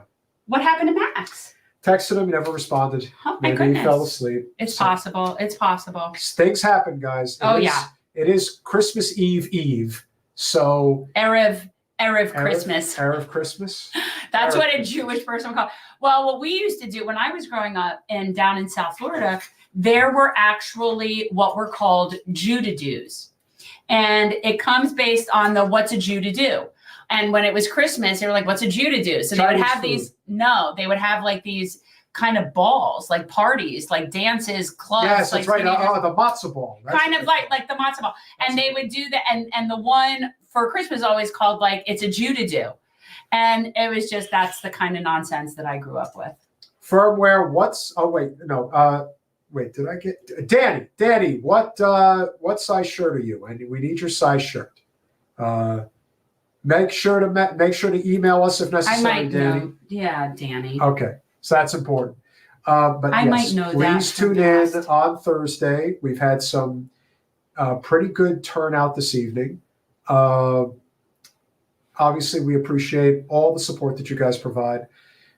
If you couldn't tell, I've been under the weather. Yeah, I know. You sound so snively. I know. I'm almost not. It happens. French Jews? They exist. There are, of course, there's French Jews. Go to French Canadian. That's a whole different thing, though. Maybe so. We're South Floridians are generally not fans of the French Canadian demographic. As sad as it is. People don't really understand it. Like, you know, like when you live somewhere, every place has whichever group of tourists they find kind of the most annoying. Like, for example, in North Carolina, we're called Floridians, and which I completely understand. And so, but here in Florida, our least favorite tourists are French Canadians. They come Drive slow, very cheap. It's just been a known thing. And when I was a kid, they actually would play a song on the radio after Easter every year that was basically saying leaving? goodbye to about the French Canadians, celebrating the French Canadians leaving after, because it's November to April. Danny is large. Okay, good. So everybody. So we have 2 larges, 1 extra large. You guys are great. And I will get packages out to you next week. But you people probably that have gotten this have probably also gotten other packages from me and know that I'm not necessarily so quick, but I am thorough. Also, do not forget, if you are interested in chipping in, but do not want Google taking your money as they tend to do when you are donating through Super Chat, you can also go over to Cash App, $Gen Change. It helps. That does help. Of course. And we always want you to keep as much of your money as possible. Although sometimes people will see the Super Chat and that will attract them to the show. So whatever does work. But we've had a great Festivus. I think we've had some very Festivus. Yes, we've had some great conversations. We got to get Harvey Kaye and John Nichols I thought together. we've had them together. We've had them together. I thought we did. No, I don't think so. But they must know each other. Of course they do. Okay. One's in I'm Green, like, one's in Green Bay and one's in Wisconsin. they're both One's in cheeseheads. Madison. Yes, they're both cheeseheads. They're both cheeseheads. Got to get to Wisconsin. Never been. I haven't. Well, I shouldn't say that. I've been, but only to go to. I've been to Milwaukee, but literally just for a concert. So I'm not. I don't really. I mean, that technically counts. It was Elton John, Billy Joel, the combo, and it was amazing. And it was whatever the football team. What was it? It was kind of Madison. No, it wasn't in Madison. I was in Milwaukee, so maybe it was It might have been the baseball team. Milwaukee Brewers. Yeah, that's where it was. The game, the concert. It was whatever their sports teams. Milwaukee Municipal Stadium or whatever it's called. And ironically, that's actually the stadium that they filmed Major League in. It wasn't the Cleveland Indians Stadium. It was the Milwaukee Brewers Stadium. Because that didn't age well also with the Cleveland Indians. I still think that's. I think it is totally disgusting. I think it's disgusting. I don't think humans are meant to be mascots. I just don't. Oh well. I think it's rude. Hope you all who are celebrating. Oh, can I give a recommendation for a show that I've started binging that's been really, really good? Sure. Okay, it's called Bass Reeves Lawmen. And it's David Oyelowo. I cannot say his name. Oyelowo. Oh, do you know who I'm talking about? Anyway, one of the producers is Taylor Sheridan. So it's along the same vein as Yellowstone, and it takes place post-Civil War in 1875. And it's just really freaking good. And it's David Oyelowo. Why do you not know who I'm talking about? I just don't. He was in The Queen of Cotton. He's been in a bunch of stuff. But anyway, if you guys know what I'm talking about, but it's a really good movie. He plays basically a former slave that becomes a deputy sheriff. A dying breed, Chris Garrett. A dying breed, unfortunately. I hear you. Thursday, almost assuredly, will be at 8 p.m. Because we're having Steve. That's what works for Steve. But make sure to smash that like button, share, subscribe, do all those wonderful things we ask you to do. Hope you enjoyed Festivus. You guys are great.